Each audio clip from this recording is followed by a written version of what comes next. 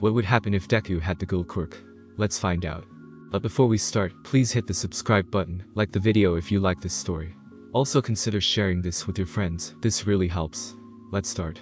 Waves as thick as lava crash into the structure amidst a vast stretch of sea. Steam wafts from where rain breaches the surface, hissing under the hot glare of spotlights scanning the water. Dark clouds circle overhead, mirrored by the ocean as it whirls in broad destructive strokes. About 5 kilometers from the mainland, the massive detention facility resides in open waters. The only accessible route to the prison is a long narrow bridge, heavily guarded and secured with clearance checkpoints. Anyone that goes in doesn't ever come out. Hawk soars overhead, feathered wings trembling under the turbulence of high-velocity winds. It's even harder to fight the pressure pushing against his flight with added weight. Riding atop his back is the one crazy enough to have come to the prison willingly. The Tokyo Ghoul, though still just a teenager, is rather heavy. Hawks half expected Ajuri's leader to lead a suicidal charge, but the boy proved himself more strategic than that. An attack from above, dropping down into the facility, it's something only the hero as a member could do. But of course, Hawks wouldn't be entrusted to the task of breaking into Tartarus alone. Despite ranking as the new number 2 in the hero listings, not even he could manage to pull off such a deed. The other Ajuri members will be launching their own assaults. Jigen, the one wearing a parka, adapts to his environment. Rather than an aerial strike like the hero, the villain freezes particles in the water below to create a path of ice. A bridge of his own making leads a simultaneous attack from beneath. Had Hawks not joined up with the villain group, he wonders if that would have been the only additional approach up their sleeve. On the pre-existing access route, the others create a diversion by attacking straight on. Even in the downpour of rain, Dabi produces flames that illuminates the bridge and blue long-casted shadows of Ajuri's members. The fire is kept burning and increases in magnitude, with the aid of Tatar manipulating it. Hawks had learned much too late that the villain's quirk is a form of pyrokinesis. Paired with Dabi, Tatar and he make a destructive duo. Drones constructed to defend the compound melt from the extreme heat and combust when their wires spark from the inside. Living guards don't fare any better, their blood-curdling screams doing nothing to extinguish the flames engulfing their bodies. Lido, Dabi calls out to the mummified femme fatale skipping along the burning bridge, "You're up." Hawks glides just beyond them, blanching as he watches the petite girl's transformation. The bandages wrapped around her frame begin to tear and rip like her hooded cloak as she increases her mass. Spires start protruding from the villainess's back, glowing a red hue. The rest of her bulk body is as pale as the hero. Lido had morphed into a one-eyed monstrosity, her size and scale now matching the prison's front gate. Hawks only now recognizes the beast as the infamous villain known as the Owl. Lido charges into the thick bronze barrier between her and Tartarus, quaking the material and bending the area of impact, so that she leaves a huge dent. Hawks has no doubt that all it will take is a second charge for the Owl's usage as a battering ram to work. He faces forward, willing himself not to look back and witness it any more than he already has. Instead, the hero spots Jigen's assault from the bottom of the prison. Walking the path of ice with him are Noro and Curious. Hawks blinks once, and then twice. Right up until the bitter end of their planning, he had been kept out of the loop. He hadn't been informed of Jigen receiving backup when they were told they'd be splitting into pairs. Curious produces handfuls of pebbles from her coat pockets as they near the jail's wall. Jigen spreads his ice from the sturdy structure that he's made to the rampart. The wall now weakened, thanks to the combined effort of teamwork, Curious is able to create a hole when she throws her rocks at the iced area. Curious has a quirk that allows her to detonate anything she touches, the pebble projectiles functionally explosives. Once she makes a gap big enough in the wall for she and her villainous friends to breach the compound, the raid on the facility begins. More guards reside beyond the barrier, armed to the teeth. Gunfire rains down on the trio more than the actual monsoon. Jigen throws up a shielding of ice for he and Curious. Noro, however, takes the bullets head-on. The villain staggers back from the amount of lead filling his body, but he doesn't fall. The smile on Noro's mask taunts the guards as they keep shooting at the villain who refuses to die. Instead of stumbling back, Noro begins swaggering forward. Slow steps stomp towards the security soldiers as they empty their rounds. Shells clatter against the ground. Not just from their chambers. Bullets begin falling out of the holes they made in the villain. Noro's quirk not only gives him an intense pain tolerance, but a zombified type of regeneration. The swing of what should be a corpse gains velocity, moving at a brisker pace. Then, Noro rushes the guards. The sudden sprint catches them by surprise. A startled shout from one gets cut short, a blade sinking into their throat. Hawks looks away, unable to watch. As a hero, he wants to intervene. However, if he were to try, he doesn't think he'd be able to stop them all alone. So, he instead follows through and begins his own assault. A downward swoop that uses the wind's force as an added boost, gets him past the wall's turrets and into the compound. For extra measure, Hawks uses his own quirk to let loose a few of his feathers to destroy the wall's defenses. The Tokyo Ghoul unleashes his centipede-like appendages to commence their attack upon landing, crushing border bots easily. Behind them, the bronze gate falls. Hux forces himself not to glance back, focusing on eliminating security drones. All of Ajiri reunites now that they've breached the compound, each strike squad meeting in the center of the entrance's plaza. And just in the nick of time, the alarm sounding to indicate the interior of the prison has gone on lockdown. Blast doors are quadruple layered and electrify, as more defense drones robotically maneuver to protect the gates. Ito cackles with glee, voice malformed by her transformation. Then, she proceeds to swipe wildly at the mindless machines, destroying them. Whatever robots get past her are frozen and shattered by Jitan, the rain serving as perfect ammunition for the villain's quirk. One gets close to Curious, but the villainess is prepared for it, her bracelet transforming into a blocky gauntlet, capable of bashing the machine inwards. Hux hadn't considered Detonord supplying the group with support gear, but now he's reminded of that problematic possibility. We go at the next opening. The hero snaps out of his thoughts when he hears the ghoul shouting orders. Momentarily, Hux wonders what the Ajiri leader means. However, he soon puts it together when another round of guard bots roll out. The seals that slide open to release defense drones act in intervals. Each time those flaps flip upwards, that's an opportunity to get inside the prison. The ghoul confirms the hero's deductive reasoning when he shouts, "Now. Out of my way," Dabi unleashes an inferno that incinerates the collection of drones. Thanks to that clearing, everyone is able to move unrestricted to the prison's opening. Smoke obscures their location on the security cameras as well. Ito shrinks back to her regular size in order to fit through the jail's opening, spires receding from her back and singular eyes splitting into two. Tatar hops up, followed by Noro and Jitan. Hux is worried that he's falling behind, but manages to catch up right as Curious climbs in. She turns around and reaches out, lending him a hand for support. "Come on." The villainess grabs onto the hero and pulls him inside. The access hatch slams shut behind him just as he makes it. It's thanks to the criminal's effort to aid him that he managed to tag along.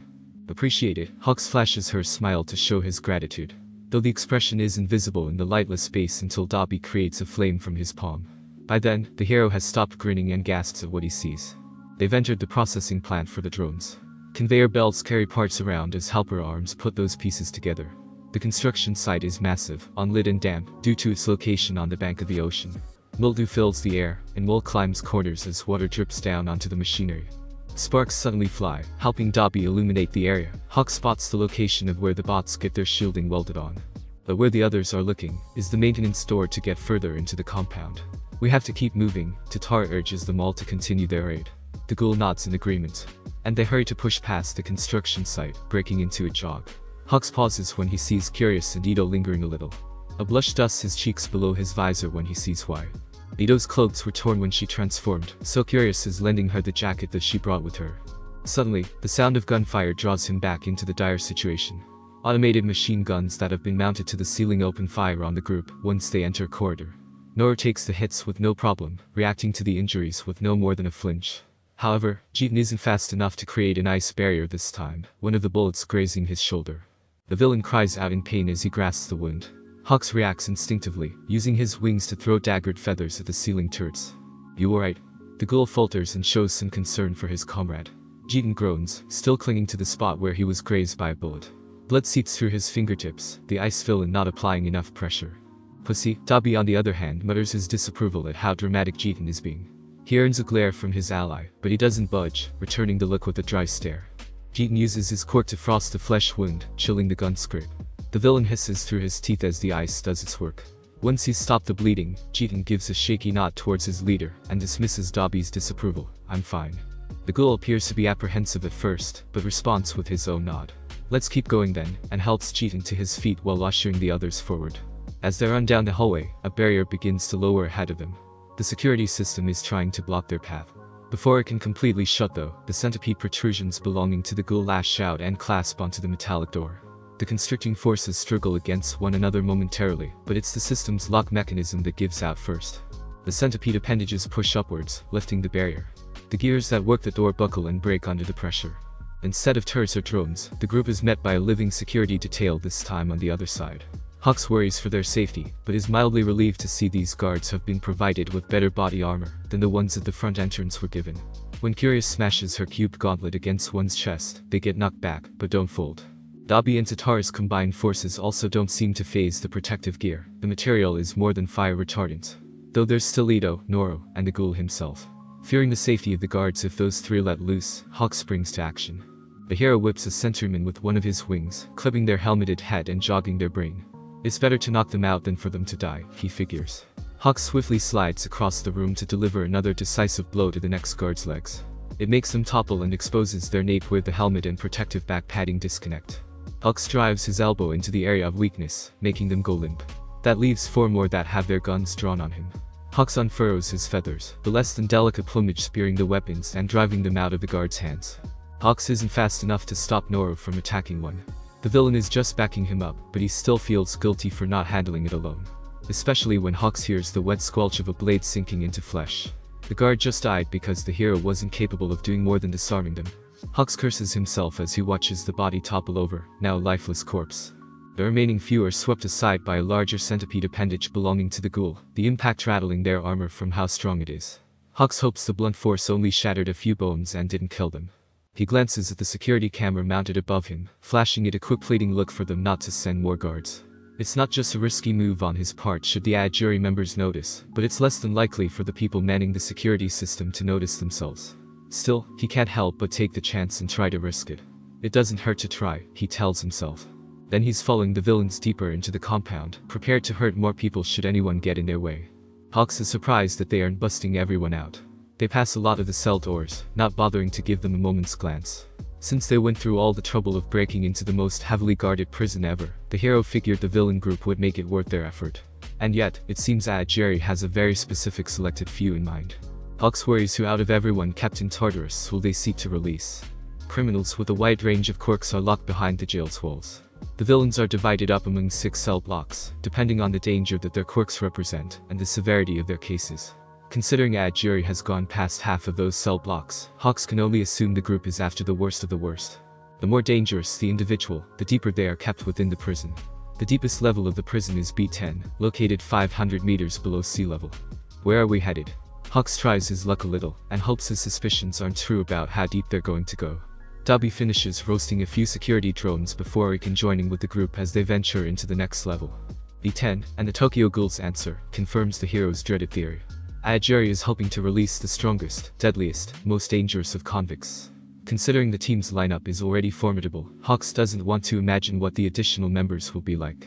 But the thing is, even when the group gets to B10, they stroll past the cells there. Hawks holds his tongue, trying not to ask any questions.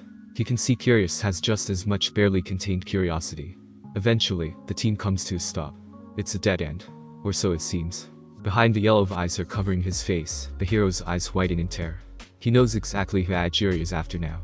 The ghoul tears the secret covering from its hinges using his armored limbs to get at the most secured villain of them all. Hawks plucks 2 feathers, 1 from each wing, and extends their length. Manipulating their nature, the plumage is sharpened into sword-like blades. The hero moves to get in between the high-security cell and Jerry. He plants his feet and stands his ground. I'm sorry but I can't let you do this. He's forced to blow his cover under these circumstances. Shock flashes across Ito's face, short green hair swaying with the motion of her frantic glances towards the others. Everyone else remains silently still, containing their surprise if they're even surprised at all. The ghoul keeps one eye trained on the hero, Dobby and Tatara on either side of him with scowls on their faces. Noro and Curious watch with their heads tilted, waiting to see what happens. I knew it, Jeeton growls as he tries to fix his posture in order to stand up straight. Though the villain's wound won't let him, forcing him back down. Fucking traitor, he hisses with anger while backing away so that the others can move forward. Not only is he injured, but his quirk is practically useless without water or ice to manipulate. The villain can do nothing but wallow in anger and sulk in his corner. I really wish I'd gotten that interview before it was too late. Curious stepping ahead of the others draws the hero's attention. He can see her lips have morphed into a sly smile. She's confident that she has him beat. Hawks follows her gaze to his left hand, and realizes that the reason why she's so cocky isn't just because she has a team of other villains behind her. Back when Jerry had initially breached the prison's barrier and they needed to get into the compound, he recalls a moment when she had the opportunity to use her quirk on him. She grabbed his hand to help hoist him into the drone hatch. Anything the villainess touches turns into a landmine that she can later detonate. Hawks acts quickly, swinging with his right to use his feathered blade as a claver. The smile on Curious's face drops as she exhales in disbelief. The hero sliced clean through flesh and bone. Hawks had chopped off his own left hand. The limp limb falls to the floor, where it vanishes in a miniature explosion that doesn't affect the rest of the hero's body. Why, you're insane, Curious exclaims. She tries running, but Hawks hits her with the hilt of his makeshift sword, rendering her unconscious. The villainess slumps to the floor, knocked out. Chidis. Ito rushes to her friend's side in concern. Hawks readies his remaining hand, fending off the villains with his feathered blade.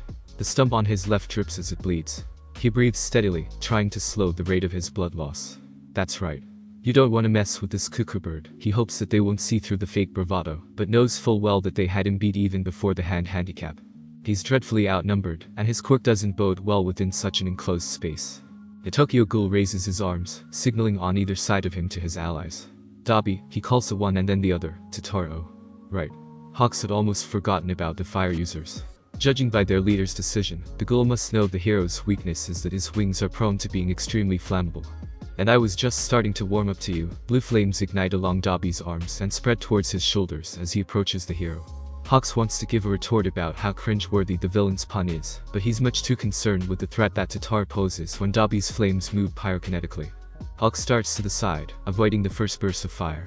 But he doesn't get so lucky with the second barrage. Flames lick his wings and already burn the tender flesh beneath his feathers. The hero tries going from defensive to offensive, slashing at Totoro. But his makeshift sword gets blocked by Noro, a blade sliding out from the villain's sleeve to deflect the attack. Hawks backsteps and redirects his swing, so that his feathered dagger aims for Noro instead. The sharp feather slashes the villain across the chest.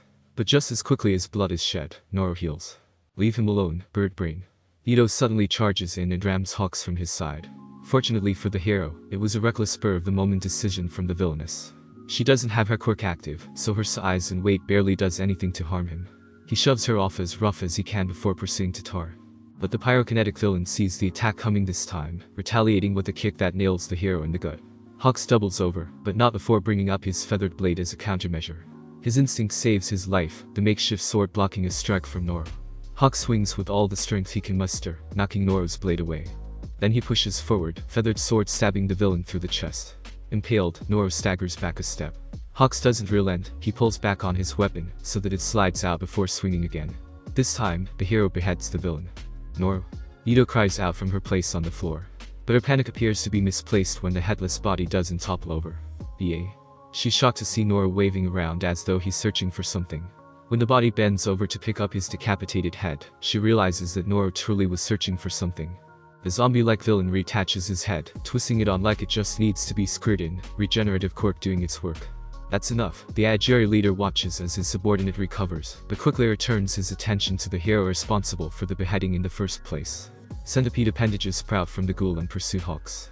The hero tries cutting one of the chilopoda limbs down, but his feathered blade doesn't go through the armored plating. He barely has time to avoid a second centipede before he's caught. Hawks is hoisted into the air, slammed into the ceiling. The impact leaves an indent. Then he's brought back down into the ground, visor lens cracking and part of the corner chipping off. One of the centipedes that coiled itself around the hero's arm bends it back at an awkward angle, breaking the bone that joins it with his elbow. Hawks hollers as he's carried across the room and rattled against a steel wall. The same treatment goes for a leg that another centipede is snared, snapping it at the knee. Then Hawks is propelled to the opposite side of the room where he slumps over in pain. As the hero slips into unconsciousness, he thinks to himself that he was at least able to put up a fight. The villains would agree that Hawks hadn't earned his position as number 2 for nothing. Curious is only now waking up with the help of Ito, the hit to her head making it difficult to recover. And Noro would have been eliminated had it not been for his quirk's ability. Quite frankly, the ghoul finds it impressive that the hero had lasted as long as he did against the villain group. But now with Hawks out of the way, the ghoul returns his attention to the reason why Ajiri had bothered to infiltrate Tartarus in the first place. Once the additional blast doors are pried off and there's only polycarbonate glass in between them and their prize, Dobby recognizes the person they're breaking out waiting for them on the other side. Chained, bound, latched, and locked to a bolted chair, is none other than the devil himself. The demon lord breathes with the help of a support system, but he's still ever so powerful of a presence. The man who defeated All Might waits to be released. All for One raises his head, meeting the group's gaze despite having no eyes. All for One grins when the Tokyo Ghoul shatters the clear barrier like it's made of natural glass. Centipedes make quick work of the ceiling turrets, as well as rip away the restraints containing the evil incarnate. Kurogiri had done exactly as ordered and all had gone according to plan. The procedure to rewire the ghoul's brain had worked, making him the new perfect vessel to replace Tomura, now that All Might is dead, and the usage of Shimura's grandson won't affect his arch-nemesis. But in the meantime, All for One places a hand atop the ghoul's head to pat it, happy to see his loyal patties return to him. The thrumming of his heart is the first indication to him that he's still alive. The painful second is the throbbing of his skull. Only when he opens his bleary eyes does he believe it though. Hawks no longer lay crumpled up like a bird fallen from its nest, but instead flat on a stretcher. He'd been moved by paramedics shortly after the prison break, still in the process of being carried to an ambulance. The hero leans forward, squinting his red and blue lights blind him. His yellow-tinted visor had been removed when they performed a medical check. As quick as he had been to try sitting up, he lays back down. Phantom pains register as he's hit with memories of what happened at Jerry's successful mission and evasion with All for One, striking him as hard as the Tokyo Ghoul had. Hawks has his path to the ambulance intercepted, the sudden stop jolting him awake as he eases in and out of consciousness.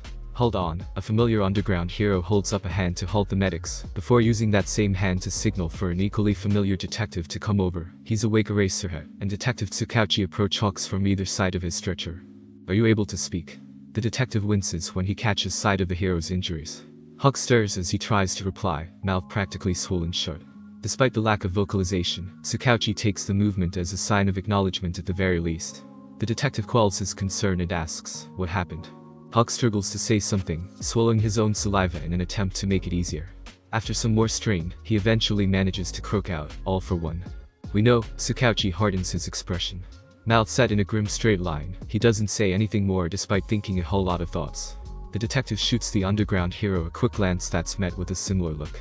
Both of them are still reeling from the shock of what's transpired. It's just a matter of which of them will power through it currently. When Eraserhead doesn't ask anything, Tsukauchi continues to inquire alone, was it Jerry? Hawks closes his eyes, the glare from the ambulance lights too much for him to bear.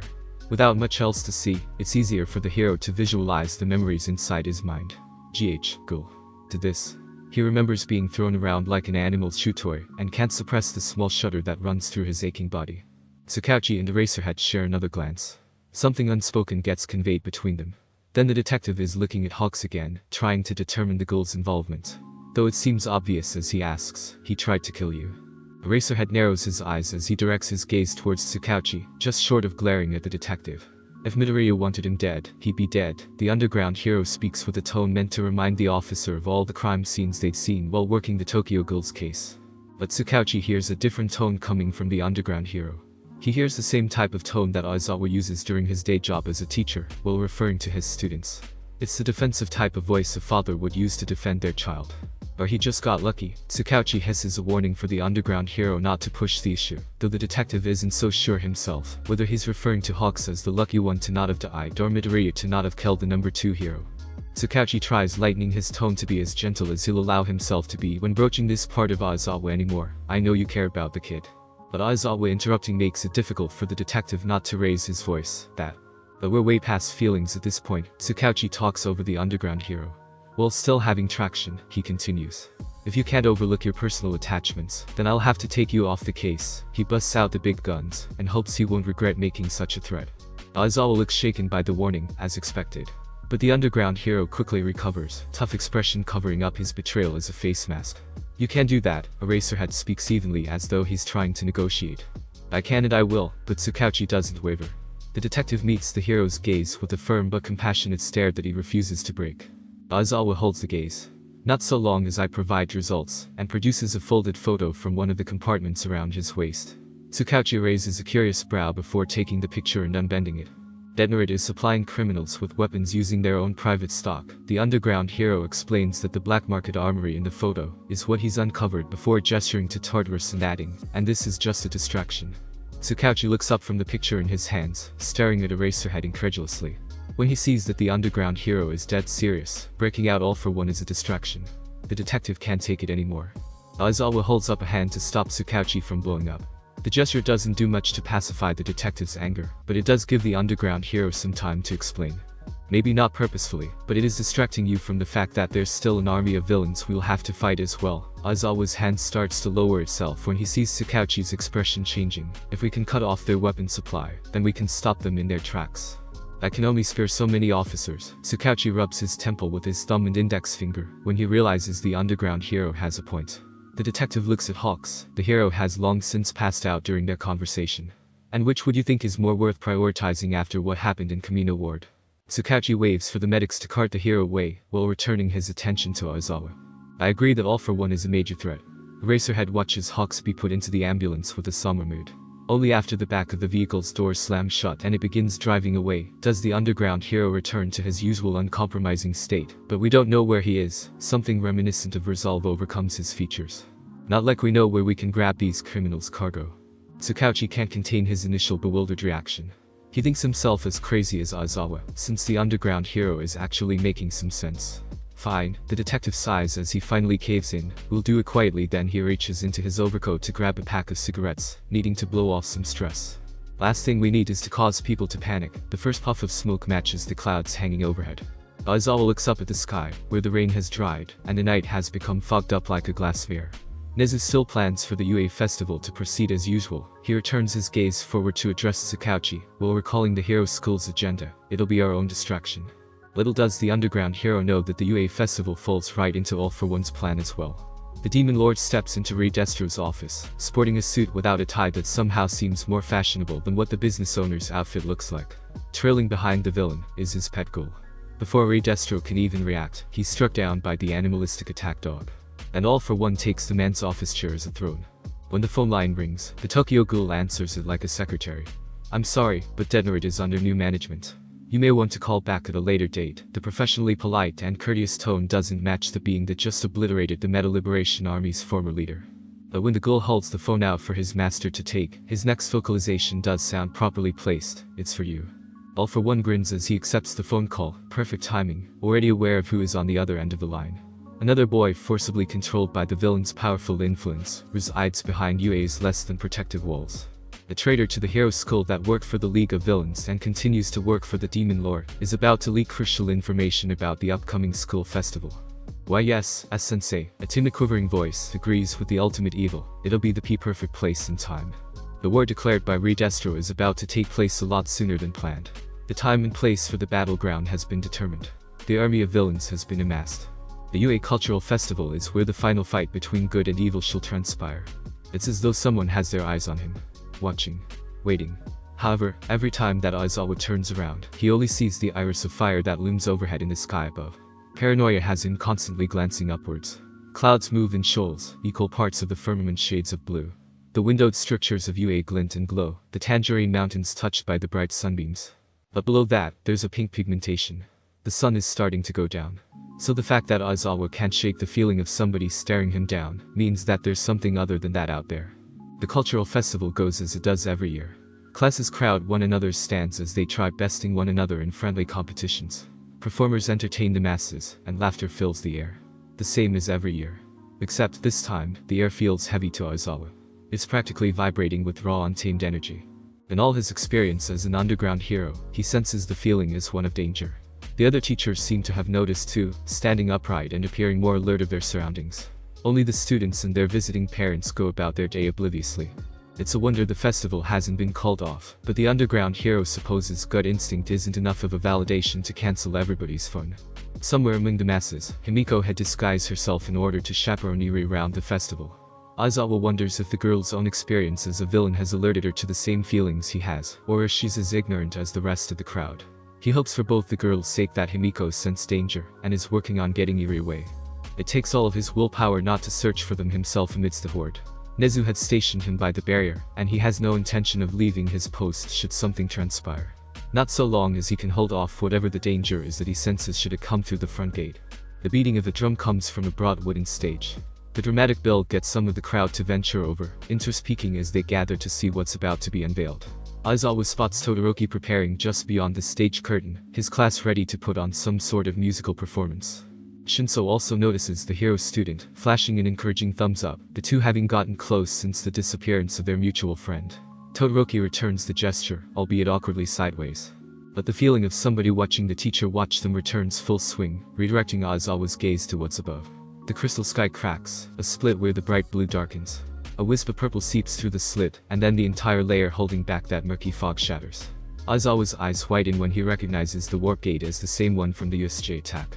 Just like the first time villains infiltrated UA, the security system goes out, and there's nothing to warn everyone of the ominous doom about to drop down upon them. Aizawa's incoherent yell isn't even fast enough to reach the crowd before villains do. What's only describable as monsters rain down, hell reflected in the heavens. Malicious cackling overlaps people's screams of horror. Gunfire erupts and explosions detonate almost immediately, the updraft of destructive force blowing Aizawa's hair in his face. He forces it away so that he can see, gritting his teeth together in frustration. What's waiting for him in his path between the crowd and himself suddenly comes into view. The underground hero dry swallows, throat turns stale as he becomes at a loss for words. The Tokyo Ghoul, black leather comprising a villainous appearance of attire, stands in his way. The ghoul's singularly exposed eye radiates red from the darkness that's consumed him. Akatani.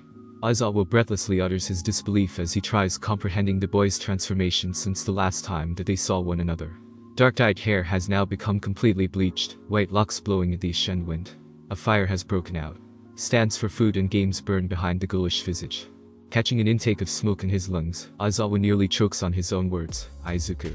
The ghoul takes a slow steady step forwards, almost tentatively. Then, suddenly, that same foot presses down deep into the ground with an amount of force that wasn't in the motion previously. The ghoul pushes off with an immense exertion of effort and darts forward, leaving Aizawa with little to no reaction time. The underground hero can't raise his arms to block quick enough. Nor can he bend or twist with the right speed to dodge. The only thing that saves Aizawa from being steamrolled is tripping backwards due to the extreme shock of the ghoul's rapid movement. A few strands of hair get caught, but his scalp is safe from being scraped thanks to the fall. Aizawa gasps as he lands flat on his back, catching his breath in his throat. He sees movement pass over him and out of his sight, instinct taking over to roll over and regain his footing.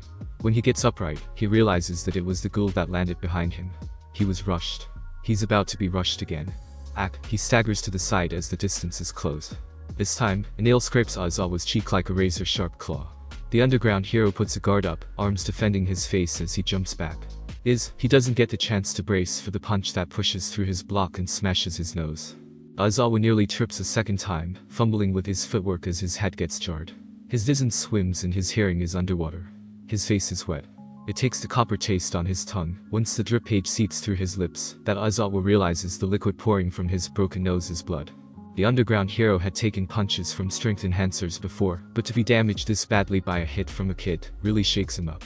Aizawa drops low, allowing himself to go down with the force of the blow, rather than resisting it to stay upright. When he hits the ground, he rounds his shoulder to roll his body and regain his footing.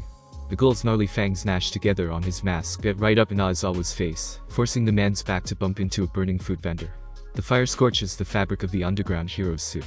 Aizawa hisses at the heat and ducks down before moving to evade. Stay low. That's his plan. Keep himself at an equal level or lower himself beyond his opponent's height. Give his enemy less body mass to hit. Realizing that he's currently a hero versus a villain and not dealing with the boy he had grown fond for, Eraserhead kicks into gear. The underground hero's hair raises over his head, eyes flaring red. The kick sweeps over the hero, missing its mark. Keeping low has his enemy underestimating the range of attack. Eraserhead returns the favor with a quick jab to test his own reach. The punch falls short. He quickly retracts his fist and takes a step back to prepare for the ghoul's retaliation. A sloppy throw. It's wide. It leaves the villain exposed. The underground hero shifts his weight to go for an uppercut, pushing in. Suddenly, Aizawa's teeth clack together as something presses up beneath his bottom jaw. The earlier attack was a feint. The villain and the hero exchange blows, each landing a hit on the other. The underground hero backs off, feeling the shock of that surprise punch. That all you got? He's starting to see the ghoul as someone other than who he had become accustomed to. There's something about the impact that feels like it came from a real enemy. I barely even felt that, and the ghoul regards the underground hero's restraint as something to scoff at, rather than understand the meaning of. It's not that the boy became detached to Aizawa. It's that the ghoul never knew him at all. Eraserhead growls as he throws restraint out the window. No longer holding back, he unwinds the capture cloth wrapped around his neck.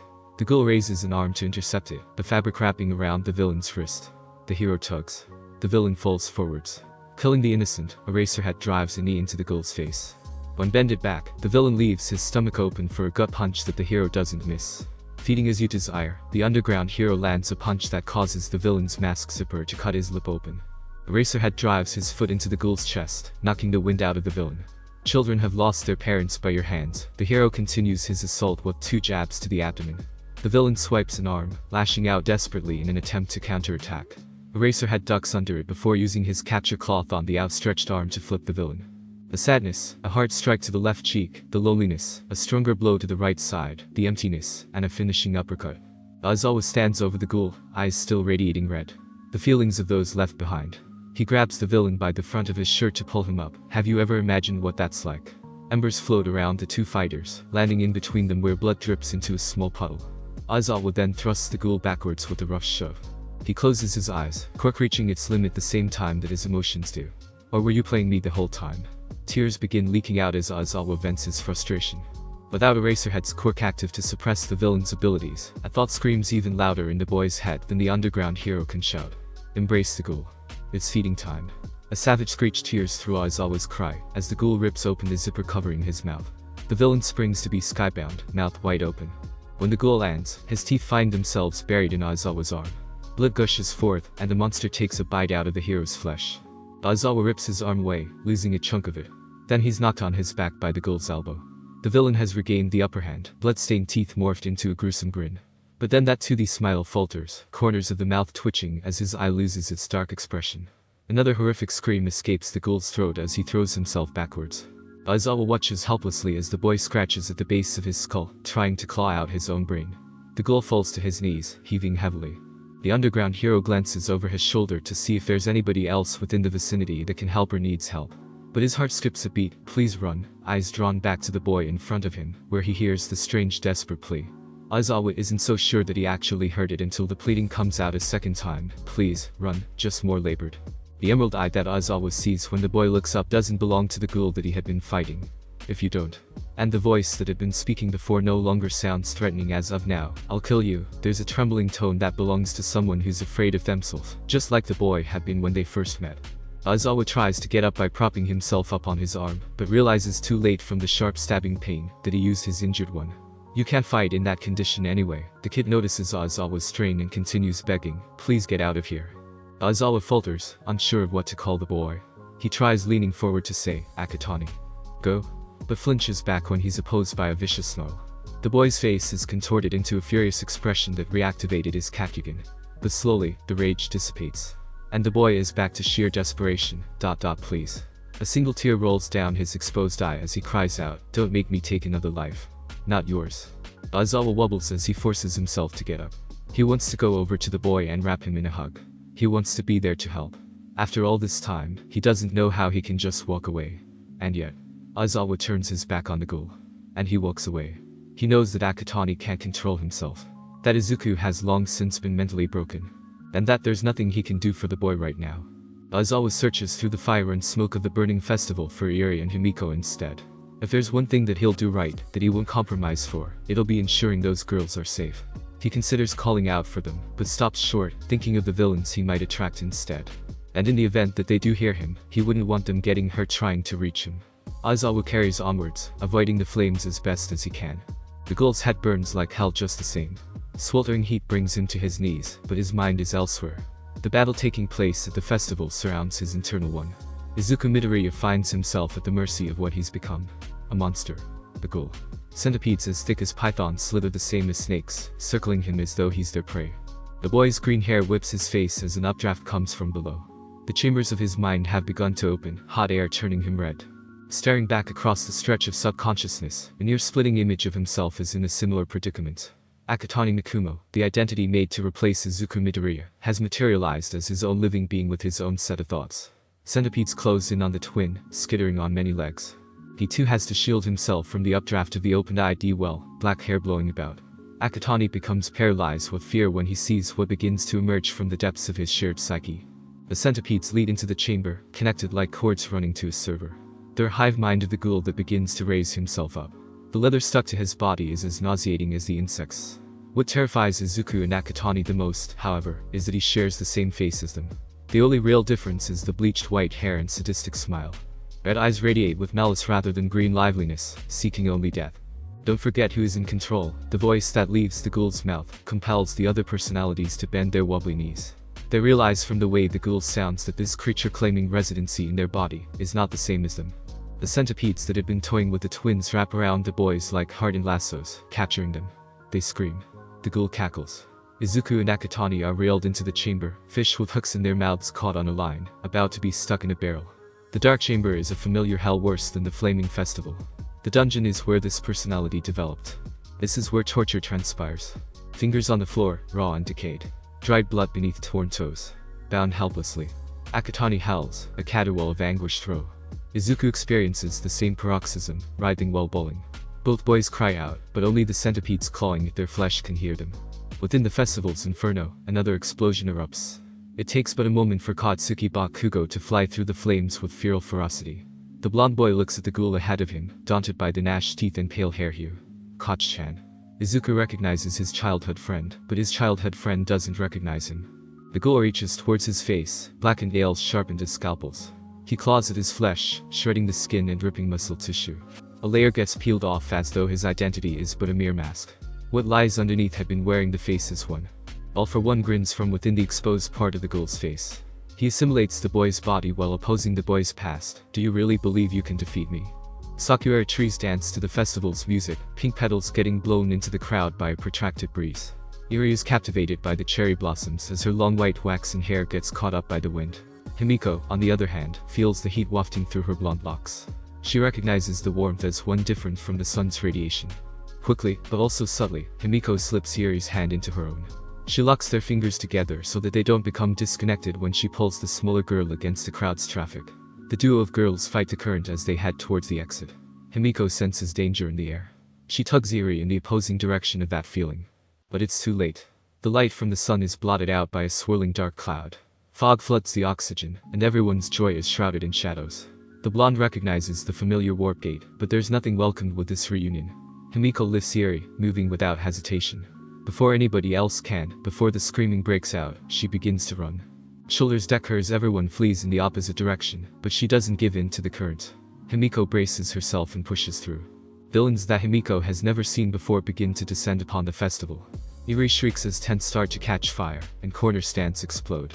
Havoc hurries at a pace much faster than Himiko can carry the girl in her arms. Gunfire erupts, the blonde ducking down when she hears shots ringing out. Himiko curses the heroes for not doing anything to stop the chaos, especially since the villain attack is taking place on Yue's home turf. An explosion comes too close. Himiko gets knocked off her feet, the ground beneath her shaken extremely hard. The blonde tumbles to the ground. But she doesn't let go of Eri. Himiko holds the smaller girl tighter to her chest, taking the brunt of the fall with her back. Himiko doesn't stay down for too long, fully aware of the danger surrounding her and what could happen should she leave herself and Eri vulnerable. She gets to her feet, still holding Eri close. And then she sees the familiar burned face of a villain. Civilians flee from the slow-paced Dobby who doesn't pay them any mind. He's got his sight fixated elsewhere, occupying his gaze with a searching turn of his head. Whoever he's looking for must not be Himiko, since he's just as shocked as her to be reuniting. The two pause, gauging the other's reaction. Their semi-staring contest gets interrupted by a girl wrapped in bandages who comes skipping into the fray. Her purple cloak billows in the smoky wind when it isn't dragging in the dirt. "Uo, did you find us a pair of playmates, Dobby?" The villainess spots Himiko and Eri. And Himiko can't help but feel nauseous at the sense of familiarity between herself and the femme fatale. Dobby holds his gaze a while longer, mulling over a response. Then he turns on his heel, jacket flicking with emotion, and waves the set of girls off. As if, "I've got my own score to settle." Dobby disregards them all as he heads for the inferno that's consumed the festival. And Himiko is left to defend Eri alone against the bandaged villainess. If she didn't harbor resentment for Dobby before, then she does now. Regardless of whether or not refusing to aid the villain was a courtesy of her former friend, he still left her to fend for herself, and she won't forgive it, so long as Eri gets put in the crossfire. Himiko sets the little girl down. "Stay behind me," she protectively places herself in between the child and the villain. "Oh, isn't that sweet?" The hooded villainess cocks her head to the side with an exaggerated lean that makes the gesture one of mockery. Then, the cloak falls off and her bandages begin to tear. Gauze is torn apart by spires that rip through in jutting growth. And the petite villain morphs into a horrific beast whose fangs drip with drool. "I could just eat her up." The monster cackles while salivating out of its mouth. Himiko slides the box cutter that she keeps hidden out from under her skirt. The small blade glints against the light of the flames, formulating a ring around her and her opponent. "You can try," she flashes her own fangs in a mutual display of predatory intimidation. The soles of her shoes dig into the earth despite the light steps of her feet as they begin to circle one another. Then, Himiko draws her blade up. The upward swipe misses the beast's singular eye by the width of a pinky finger. Then the monster retaliates with a savage swing of its own. Himiko leans back to duck under the sharpened talons. The creature slashes at air as the blonde does a handstand, and then bounces off her palms to land back on her feet. Seeing that she's being pushed back and that they're getting closer to Eri, Himiko moves forward with an offensive front. 3 rapid sweeps of the box cutter has the beast rearing away to recover the distance. The monster laughs, "How fun," returning the favor with heavy swipes of its claws. Himiko bends and leaps over the giant arm, her own arm lashing out reflexively to draw blood. The scent makes Himiko's nostrils flare, her nose twitching. The sight makes her tongue tingle with the urge to get a taste. Himiko shakes her head to clear her instinctive thoughts. She casts a look behind her at the terrified girl that she's trying to protect, maintaining a clear head. The one-eyed cretin cocks his head, gauging Himiko's restraint. "You're holding back, aren't you?" The Goliath sounds almost disappointed. Almost. Suddenly, the beast moves faster than before, snatching Himiko by the throat. "Too bad. I would have loved to fight you in your prime." And then slams the blonde into the ground. The dirt shifts under the impact as Himiko exhales all the air from her lungs. "Maybe we could have even been friends." The monster pinning her down grins ear to ear with pointed teeth while relishing the dominant position. As if. Himiko struggles against the strength that's holding her down, but has no chance of overpowering the beastification of the villainess. Instead, Himiko uses her box cutter to stab haphazardly at the arm. Shallow cuts begin to add up, and the monster lets the blonde go with a roar. The British beast backs off, clutching its wounded arm close to his chest. "Hey, what's your name?" The villain takes interest in her opponent even more, considering a hero would never act so bloodthirsty. "Himiko." The blonde staggers back due to her own injuries before standing up straight and answering boldly, "Himiko Toga." The monster's singular eye broadens, twinkling against the sun's ray beams. "Himiko." The prior grin returns tenfold. "Ghoulie mentioned you." And Himiko nearly drops her weapon from the shock. She falters, "Akatani." The transformed villain nods its head. That single eye stays locked in, sizing Himiko up and down. The critical gaze lingers on her thighs and hips before moving on to her modest bust and face. "So you're my competition," the creature growls. Disregarding the hostility, Himiko fixes her own glare on the other femme fatale. Picking up on the implications of their relationships to the ghoul, Himiko feels a twitch of anger. "What did you just say?" She dares her enemy to repeat herself more than asks to hear what she already heard. The amped-up size of the monster girl's shoulders shrug. "Sorry, but I don't like sharing, and I really like Ghoulie." She shifts her weight to favor the side with her arm that hasn't been cut up. But Himiko raises her blade with the intention of making a matching set. "I'm gonna carve you up." Her yellow eyes burn more than the fire that's closing in on them. The monster girl falters at the threat, taking it back at first. But then she goes back to grinning, giggling a bit. "I can see why he talks about you so much." The beast charges at the same time as Himiko. They catch one another, each a cut on the opposing shoulder. Then they break off. Dirt picks up from the ground from their rapid movements. They move fast, going for another strike. Himiko digs her knife into the beast's leg before getting backhanded across the cheek. The blonde's buns come loose, pins flying out and hair becoming a disheveled mess. Himiko ignores the pain ebbing across her face, and retrieves her box cutter in order to retaliate. The villains caught one another again. Himiko twists with an aerial maneuver over her opponent, before dragging the blade of her box cutter down the enemy's back. A high-pitched screech has eerie covering her ears, while Himiko returns the roar with a war cry of her own. The blonde stabs once, twice, and then a third time into the monster's large abdomen. A fist slams into Himiko's own stomach and sends her flying. The blonde bounces across the ground, shouting upon each landing. The monster jumps into the air, arms raised back and primed to come down with its foe. Himiko rolls to the side, dodging the landing of the beast. The updraft of dirt provides the blonde with a cover long enough to get up. Then, still using the obscured vision of her enemy to her advantage, Himiko uses an old trick. Himiko hides her presence, the opposite of releasing bloodlust. It's as though she vanished completely. And she drives her box cutter into the villain's side, right where the liver is. Himiko is about to pull back, but her arm gets caught by her larger opponent. And all it takes is an extreme amount of applied pressure to break the smaller limb. Himiko cries out as her bone is shattered. The villain barks with thrilled laughter while hoisting Himiko up by the limp limb, and then slams the blonde down into the ground. The blonde gags as blood rushes up through her throat and out of her mouth. She's brought back around in a full overhead swing to land on the other side of the beast, taking another major blow. The beast would have continued slamming Himiko into the dirt if not for the distant explosion that draws its attention. An eruption akin to that of a volcano destroys the front gates of UA, shards of debris shooting across the sky like a meteor shower. The flaming fragments of the wall struck the soil surrounding the festival that's become a war zone, some of the pieces coming close to the monster holding onto Himiko. Himiko uses the distraction as an opportunity to reclaim her box cutter and sneak a stab under the monster's arm. The blade sinks into the beast's armpit. But Himiko is much too weak to commit the single stab all she can contribute to her escape attempt. The beast slams Himiko down one more time before plucking the knife out and discarding it. "You're so right," the creature cackles. "We should allow dearest Ghoulie to decide which of us he wants." And then it begins to stomp in the direction of the massive explosion that had flung wreckage across the battle site. Wait. Erie's small voice barely carries over the sounds of war. She shrinks in on herself, somehow becoming smaller than she already is.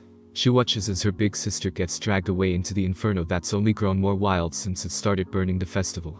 Just when she thinks she's all alone and is about to cry, Aizawa comes staggering and hacking through the thick smoke. "Irie," he calls out when he sees her with his bloodshot eyes. Mirio rushes over to him, wrapping her arms around his leg as she wails.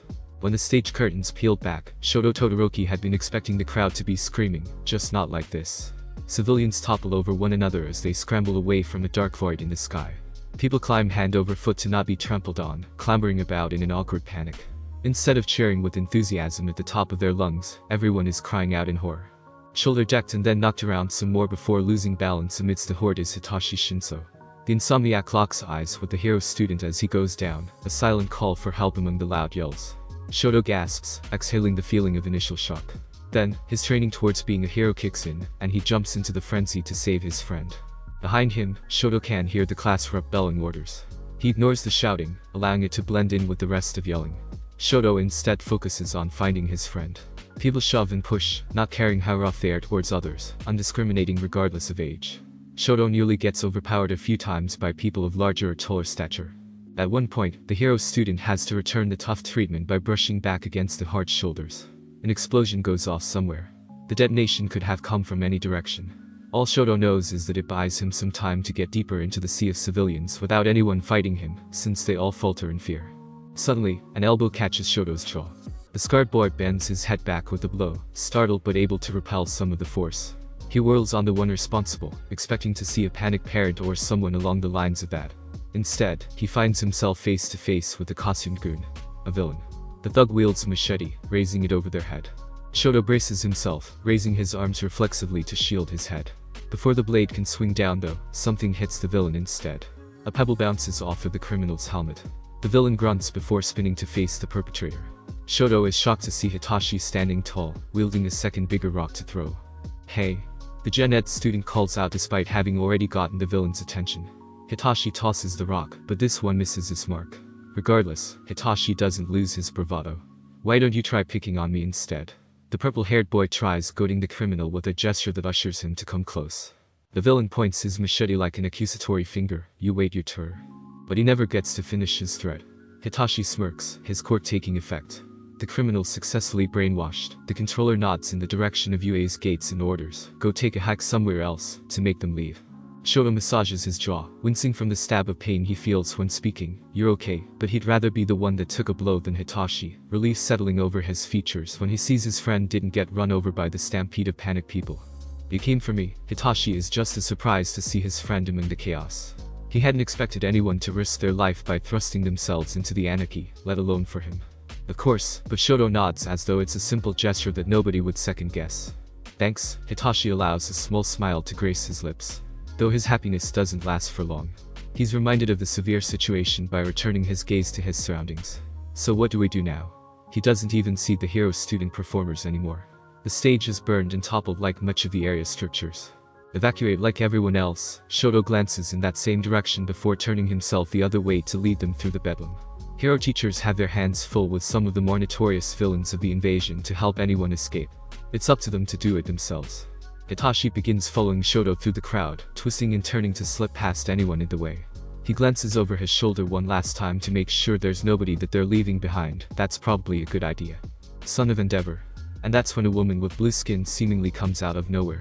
She singles out Shoto, holding out a microphone for him to speak into. Hardly the time for a scoop, Hitachi doubts the lady is actually a reporter. Her request is more rhetorical than literal when she asks, care for an interview? Who's she?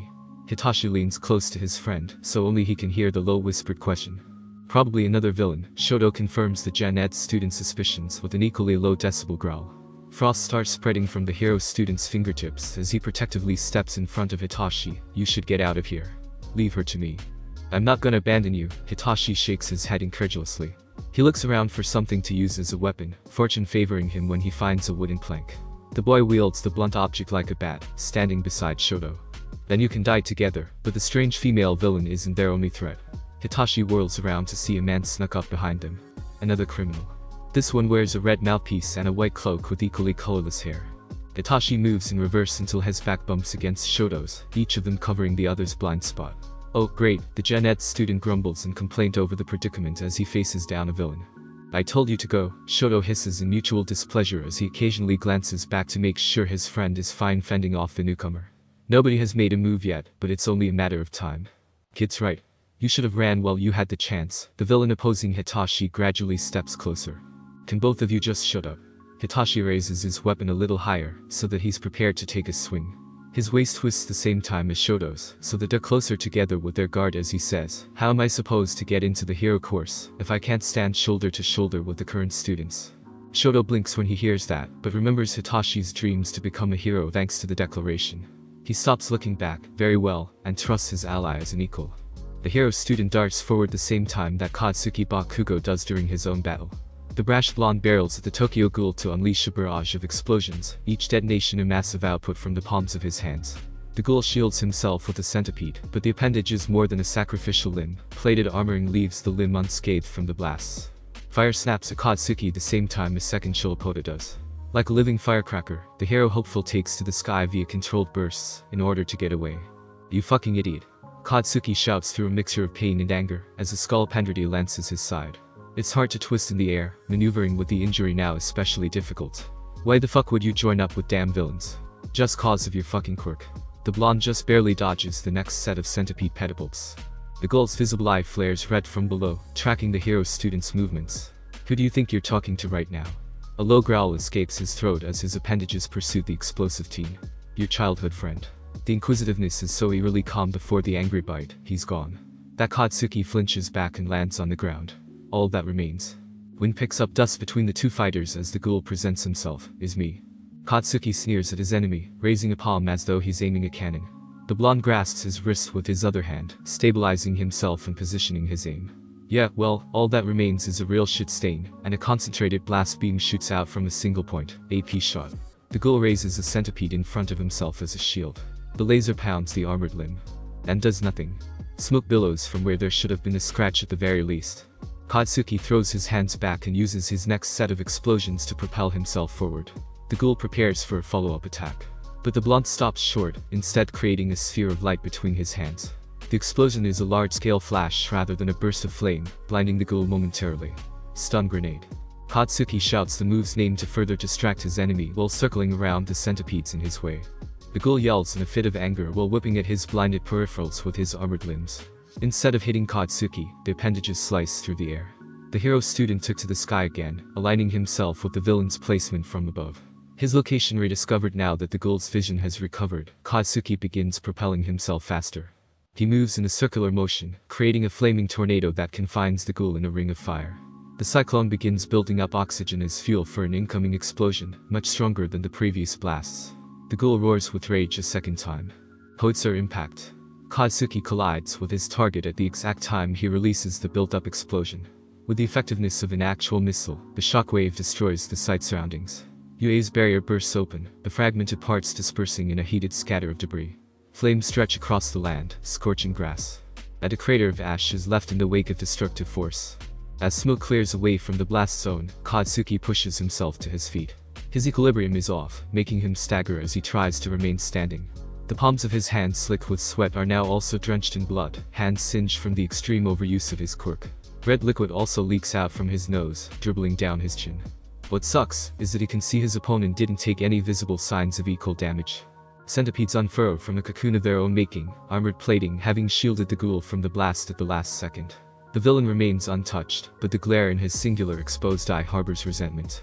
The Chilopota are discolored, shells chipping slightly due to the scalding heat. Though that doesn't appear to matter when more of the limbs sprout to replace those. One of the new centipedes shoots out, aiming to spear straight through Katsuki. The blonde sees it coming for him, but his legs just won't move. The ink in his hands is too much, not willing to excrete another detonation.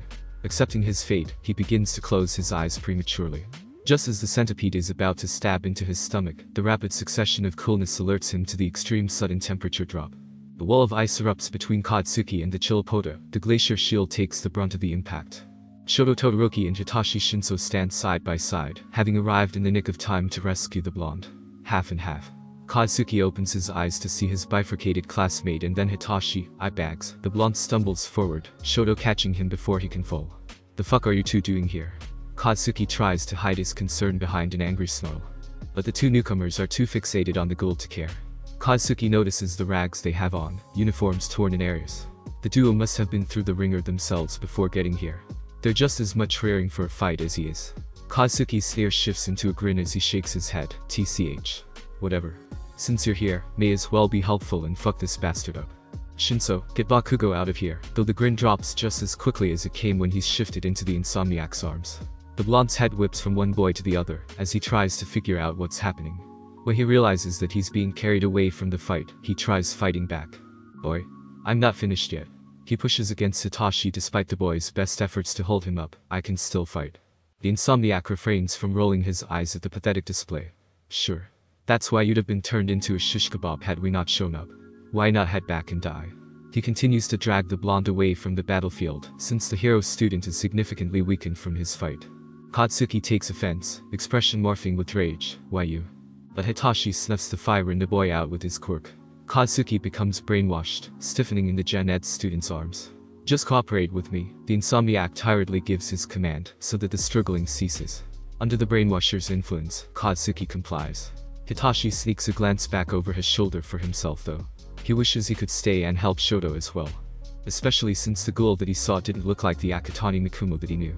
Shoto creates more ice constructs, each one bigger than the last to take stronger hits from centipedes that equally increase in size. The ghoul remains at a distance, extended limbs keeping the hero student at bay like tentacles. Shoto switches sides, an eruption of fire coming from him to ward off a centipede that tries snaking around a part of him that can't create ice shielding. He grits his teeth, forced to fight a way he wishes he didn't have to. Why did you lie to me and Shinso? Shoto shouts as bitterly as the frost nipping his arm. But the ghoul doesn't answer, mind seemingly elsewhere. Shoto can't hide his sneer over being ignored. Explain yourself. He raises his voice unlike he ever has before, as he pressurizes that rage into an output of ice. The glacier that erupts reaches for the clouds, freezing the centipedes in its wake. The ghoul looks ahead, suddenly snapping back to attention after witnessing the powerful display. However, before receiving a response from his old friend, Shoto gets interrupted by a burst of blue flame. The fire pushes the boy back, singing parts of his school uniform. He raises an arm reflexively to protect himself, covering his eyes. When he lowers it, he sees a villain with burns covering their body. The perfect creation showing off his perfect quirk. I see, Dabi grins despite the resentment in his tone. Azure flames flicker from his fingertips before stretching in huge arcs that force Shoto to protect himself with an ice barrier. The latent heat evaporates the verglas instantaneously, steam bursting out and blowing through the villain's hair. Dabi runs his hands through his black locks, the dampness washing out the black dye, and revealing white pointed hair. But you've got to admit that your big brother's quirk ain't so bad either, right? The villain laughs as he reveals his relation to his sibling. What? Shoto's heterochromic eyes widen in shock and recognition of the villain in front of him. The years have not been kind to his brother since his sibling's vanishment. Burns litter Dabi's face, staples holding sagging skin in place. But it's undeniable now that Shoto really takes a look. This is his long-lost relative, Tuya. I've been looking for you. Dabi stalks towards his younger brother like a predator about to pounce on prey. The villain scoffs, it's not like any of you gave me that same courtesy. Still in shock, Shoto is unable to reply. He opens his mouth, stuttering as he tries to get something out. His mouth is dry. When more blue fire barrels towards him, his throat burns and he's forced to close it shut.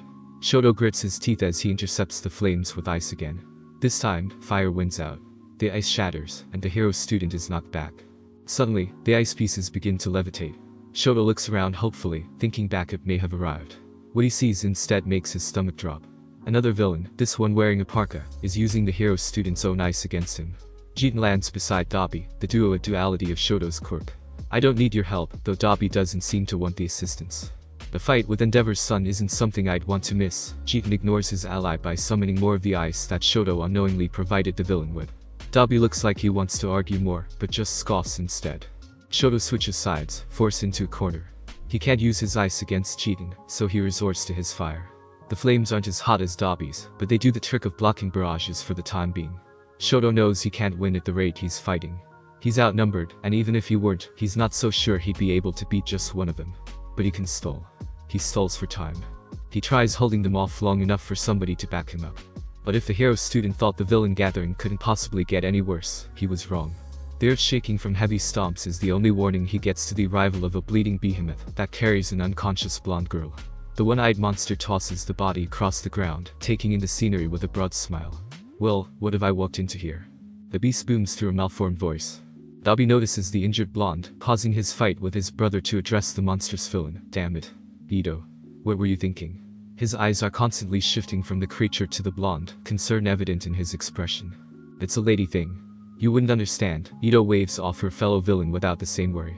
Dabi frowns, clearly wanting to say more. But Ito is already moving to reclaim her quarry. I thought Gully would like to see who the better woman is for himself. Ito airs her fist back, prepared to deliver the final blow. Shoto then recognizes the blonde as the girl Akatani had been acquainted with. He glances in the ghoul's direction to see if the boy is going to intervene. But the ghoul is back to being dazed, absent-mindedly plucking centipedes from their frozen captivity. Shoto forces himself to face forwards when Jiten attacks, blocking with flames. Dabi appears just as indecisive as to what he should do as Ito prepares to kill Himiko. A red blade carves through the air, spearing Ito's primed fist. The monster shrieks at the interruption, spinning to see who dares to intervene. Surprising everyone, the number 2 hero Hux flies down. The crimson dagger had been one of his feathers. Hux looks between the transformed Ito and Himiko before meeting the ghoul's gaze with a grin. You sure know how to pick M. Remembering the sorry state they had left the hero in, Jiten and Dabi are just as dumbfounded as Ito. What? Surprised to see me? Hux holds up a robotic hand to show he's made up for his limbs loss, before the prosthetic fingers fold into a fist. You can't keep a pro down for long. As though on cue, the number 1 hero Endeavor arrives in a flurry of flames. An orange glow silhouettes the hero as he looks over at his 2 sons. The hero falters, seeing one injured and the other returned from supposed death as a villain. Behind him, the number 9 hero Ryuko glides down in the form of a dragon to oppose Ito. And lastly, Lemillion rises from the ground using permeation, alongside his mentors Sir Night-Eye and Gran Torino. Night-Eye adjusts his tie, loosening it in preparation for combat. Lemillion locks eyes with the ghoul, fists tightening as he recalls seeing the villain present during All Might's battle in Camino Ward. Then, as though revisiting that haunting moment, the villain above all villains presents himself. Walking on invisible stairs, All for One steps through the sky's parted clouds. Gran Torino stomps his foot down when he sees the man who murdered people close to him. It seems as though we've all gathered. All for One speaks from above the collection of heroes and villains. Good. He slowly floats downwards to be in the middle of them all, then you can all die together. Lemillion releases a war cry as he jumps towards the man who murdered his predecessor. One for All generates power to his fist, rainbow streaks of electricity illuminating the punch. The blow collides with All for One's open palm, blocked with relative ease. The Demon Lord chuckles, amused by the attempt to land a hit. But despite not budging the villain king, the backlash from the power output does destroy the surrounding area. Fires are blown out by the massive pickup of wind, and any glaciers intact shatter from the air pressure. Structures crumble and bodies are blown backwards by the destructive current. The Tokyo Ghoul is jolted back into attentiveness, centipedes sheltering his body as he tumbles across the wasteland. He stands back up immediately once he finishes rolling through the dirt, clothes scuffed. The blasts have blown him away a significant distance from where All for One overwhelms Lemillion. Slowly stepping back in that direction, he dusts himself off. Hey! But a shout gets him to stop. He turns his head, staring back out of the corner of his eye. Hitachi Shinso breathes heavily, chest heaving. The ghoul twists his body then, turning fully to face the purple-headed boar. We already both know who you are. Why bother leaving on that mask? The brainwasher bravely stands his ground in the face of danger as centipedes skitter towards him. For a moment, he doesn't think he's going to get a response. But then, SH, the ghoul's abnormal eye glazes over. The red epicenter bulges as the veins that stem from it spread further. The darkness fades a bit, almost returning to normal. Almost. Within the mind of the ghoul, Hitachi's brainwashing has seized control of the centipedes tying down Izuku Midoriya and Akatani Mikumo. The feeding frenzy has been put on hold, both boys lying in their own blood as they heave heavily through their mouths. Akatani slowly raises his head, ignoring the throbbing that tries to push it back down. He sees Izuku has stopped moving completely. Is this really all we are? His voice comes out raspy and weak, but he knows his other self can hear him. It's pitiful. Disgraceful. He snarls at himself, angry that it took being this puny for him to even come into existence. You're a baby. Suffocating inside a bottle, his head falls down, but he keeps his chin up so he can keep himself directed towards Izuku. The other version of themselves. The one corrupted by All for One. He floats in suspended animation, mocking them from above. He ridicules them both. Die already. Die. His own shouted words of hatred reaching their ears too. Izuku finally moves. Not to try getting up though, but to curl further in on himself. His fetal position struggles for air, head down, too afraid to breathe the same air as them, or to dare look up. Akatani stares, bitterness remaining, but a sense of self-pity, making him realize he can't be the aggressor like All for One. Don't you remember? Akatani tries a more delicate tone that gets Izuku's attention. The green-haired boy's ear lifts. He's listening. My salvation. Akatani stops himself when he sees the boy turning his head away and makes a correction. Your salvation. I don't want happiness. Izuku mumbles almost incoherently through bruised bloodied lips. Tears push at the crust around the edges of his eyes like water blocked by a dam. Kill me. The boy begs for the pain to stop. Even though the centipedes have paused their torture tactics, he's still in absolute agony. Akatani feels himself growing weaker seeing his other self give up.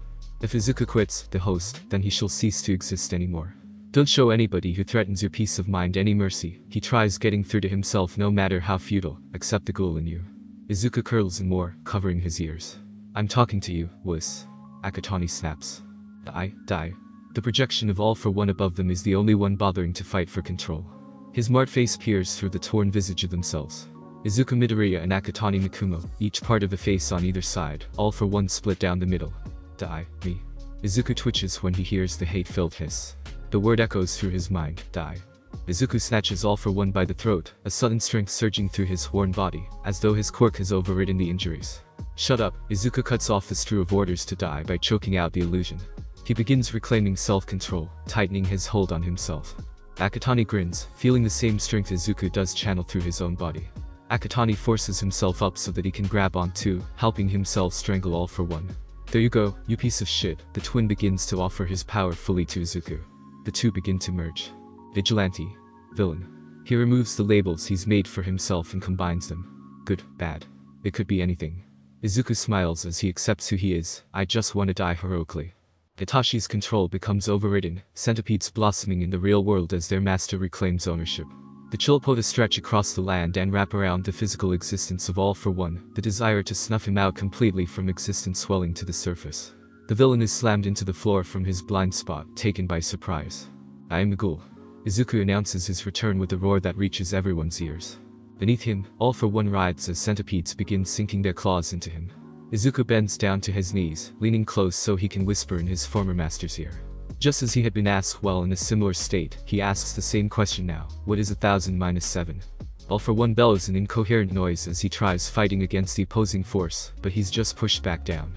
The centipedes strengthen their hold, tightening and layering themselves. The sound of bones popping overcome the villain's strained grunts. Across the way, Himiko gradually regains consciousness. She raises her head, a blurry figure the first thing that she sees.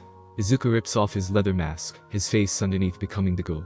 Each eye is exposed in a full state of Kakugen, as his hair begins to bleed black from green roots. The streaks hang over his face as he lowers his head to look down at Himiko, their eyes meeting. Izuku begins to blur again as Himiko starts shedding tears. Her voice cracks as she pleadingly hopes she's reunited with her love. Is that you? Ahead, blue and red lights are little more than smudgy illuminations in the slanting rain. Beneath their glow is the white bodywork of a police car, gray bullet holes that mar the sides and a streak poking holes in the ivory vehicle. Even lower, the tires on the near side are both burst, the cruiser listing like a sinking ship in the gradually rising pool of rainwater. Aizawa hoists Sierra higher despite the aching protest of his shoulder strings sapping. It's not like he can switch sides, considering his other arm has a bite wound that would make carrying the girl impossible.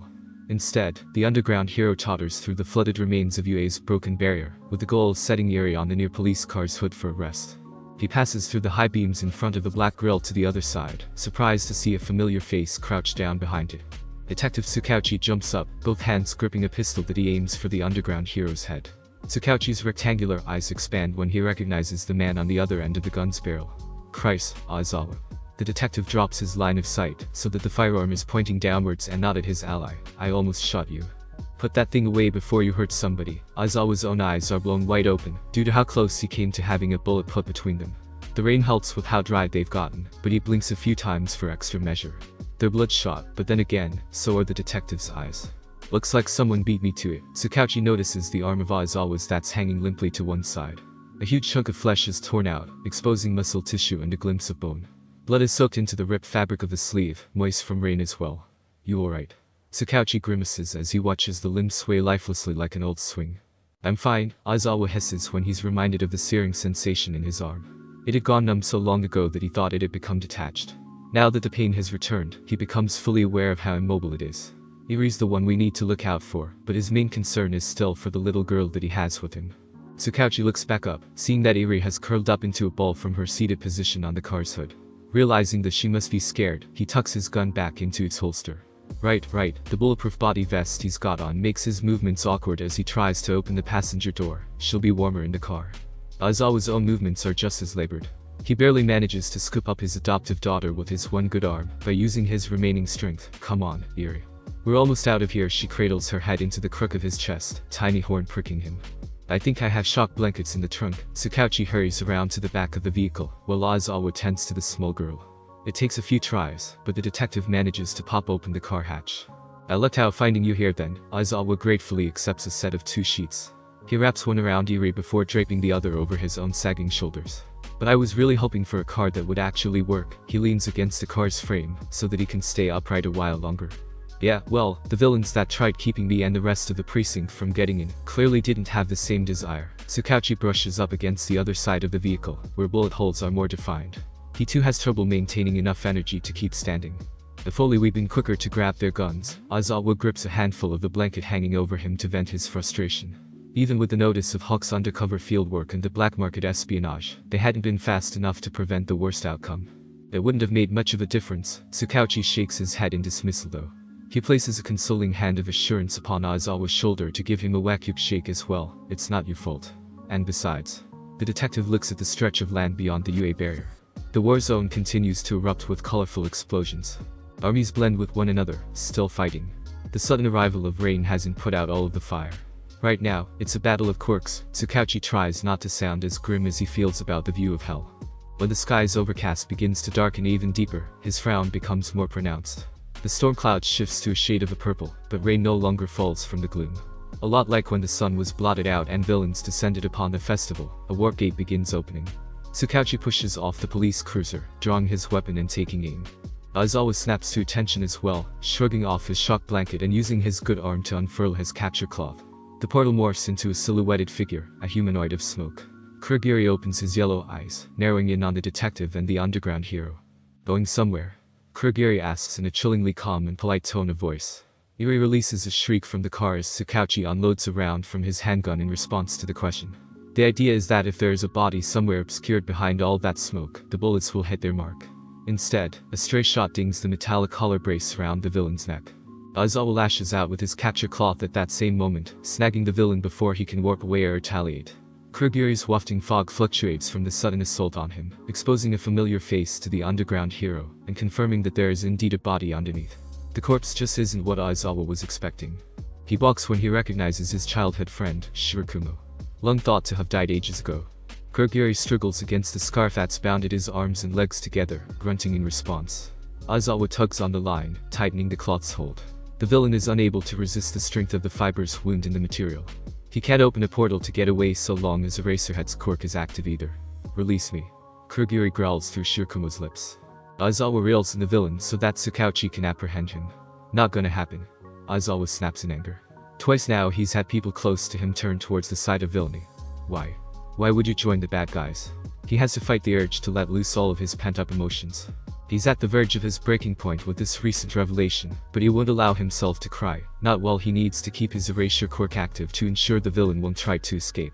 "I exist solely to serve my master." Kurogiri's cold response sends shivers down the underground hero's spine.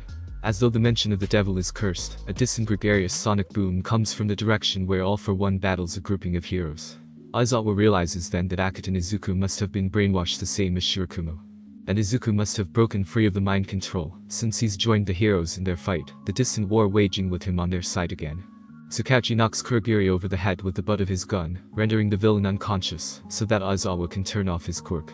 "We'll worry about all that later. We've got bigger problems right now." He moves Kurogiri to be handcuffed while casting Aizawa a pitying look. Aizawa rubs at his dry eyes, trying to moisten them with the trimming of tears. "We'll just add it to the long list." "What is it now?" The underground hero turns pale at the sight of what's rumbling in the distance when he raises his head to look up again. The collection of zero-pointers the size of skyscrapers roll out like militarized war machines. Nezu must have ordered them to join the battle as a line of tanks to assist the heroes. However, the bulky bots have no sense of what's in their warpath, crushing whatever or whoever gets in their way. It's a desperate play. A last-effort attempt to overcome the odds. Aizawa is startled by the sharp cough that comes from behind him, somebody there trying to gain his attention. When he spins around to see who snuck up on him and Tsukauchi, he's shocked to see a tall man and a short woman sharing extravagantly coat-tailed outfits. Is now a bad time? This duo of gentle criminals had the same idea to attack the school festival, but had gotten there just a little too late to be the first to actually do it. A tangled nebulous of centipedes and malformed muscle passes overhead. Within the grip of each pincer, All for One modifies his body into a dimorphia of transformative quirks. Arms with bone spears sprouted every inch drill into the armored shelling of the tentacles that have wrapped around him.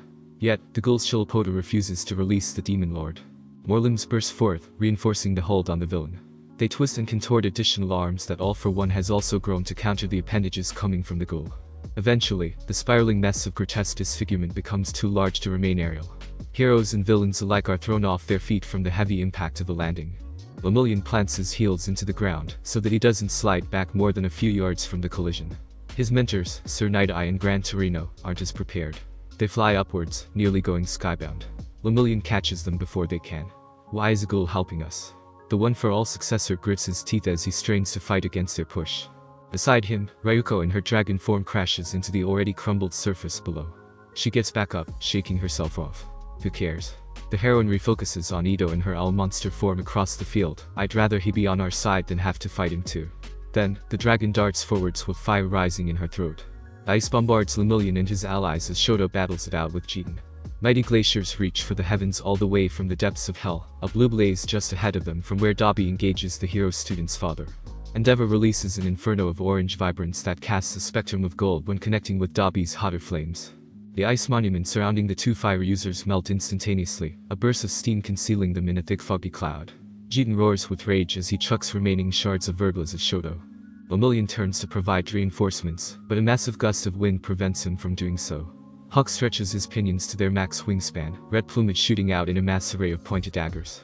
Noro from the Ajiri group had also arrived on scene, pursuing the number 2 hero. The villain gets pinned down, speared in various places of his body. But he twitches from his stabbed imprisonment, bending his head forwards to keep going. Lemillion watches with white eyes from behind his yellow visor. You dare to disobey me, boy. All for One's heinous howl redraws the one-for-all successor's attention to the Demon Lord's duel with the ghoul. The ultimate evil severs one of the centipede limbs, constricting one of his various arms, splitting the Chilipota in half. Blood hits the floor in a puddle, splashing across the shattered pavement. Lemillion takes a mighty step forward. But Night-Eye catches him by the crook of his elbow. Don't. The boy's mentor stares pleadingly behind the cracked lens of his glasses. Lemillion can't see his predecessor's sidekick is worry-stricken. Like All Might taught him, Lemillion flashes a broad smile full of bright pearly white teeth. It's going to be okay. He gently brushes his mentor's hand away instead of prying it off. Then he returns his positioning to face All for One, back to Night-Eye. The smile vanishes as he says, I am here now. One for all courses through Lemillion's veins, the color spectrum flashing along his body in rainbow streaks. The boy's red cape trails behind him as he zooms forward at maximum output. Smash. And his fist connects with his Quirk's age-old arch-nemesis. The blowback is strong, shocking everyone with an electrical discharge. The ground caves in even further, a sinkhole dragging the ghoul and his quarry downwards with Lemillion. Mirio. Night-Eye cries out as he watches the boy drop below his vision. He's about to chase after his student, but a huge pillar being thrown his way stops him dead in his tracks. Before it can barrel into him, he's rammed by something else. Someone else. Gran Torino tackles his ally out of the way, chunk of cement missing them both narrowly. Be more careful, Mirai. The elder hero gripes.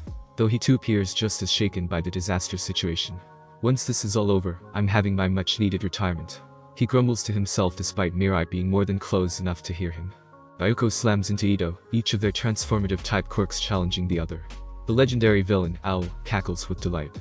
Ito enjoys the challenge as the dragon heroine spits fire from her mouth. Claws dig into one another's forearms, nails dragging down flesh, sure to leave lasting scars.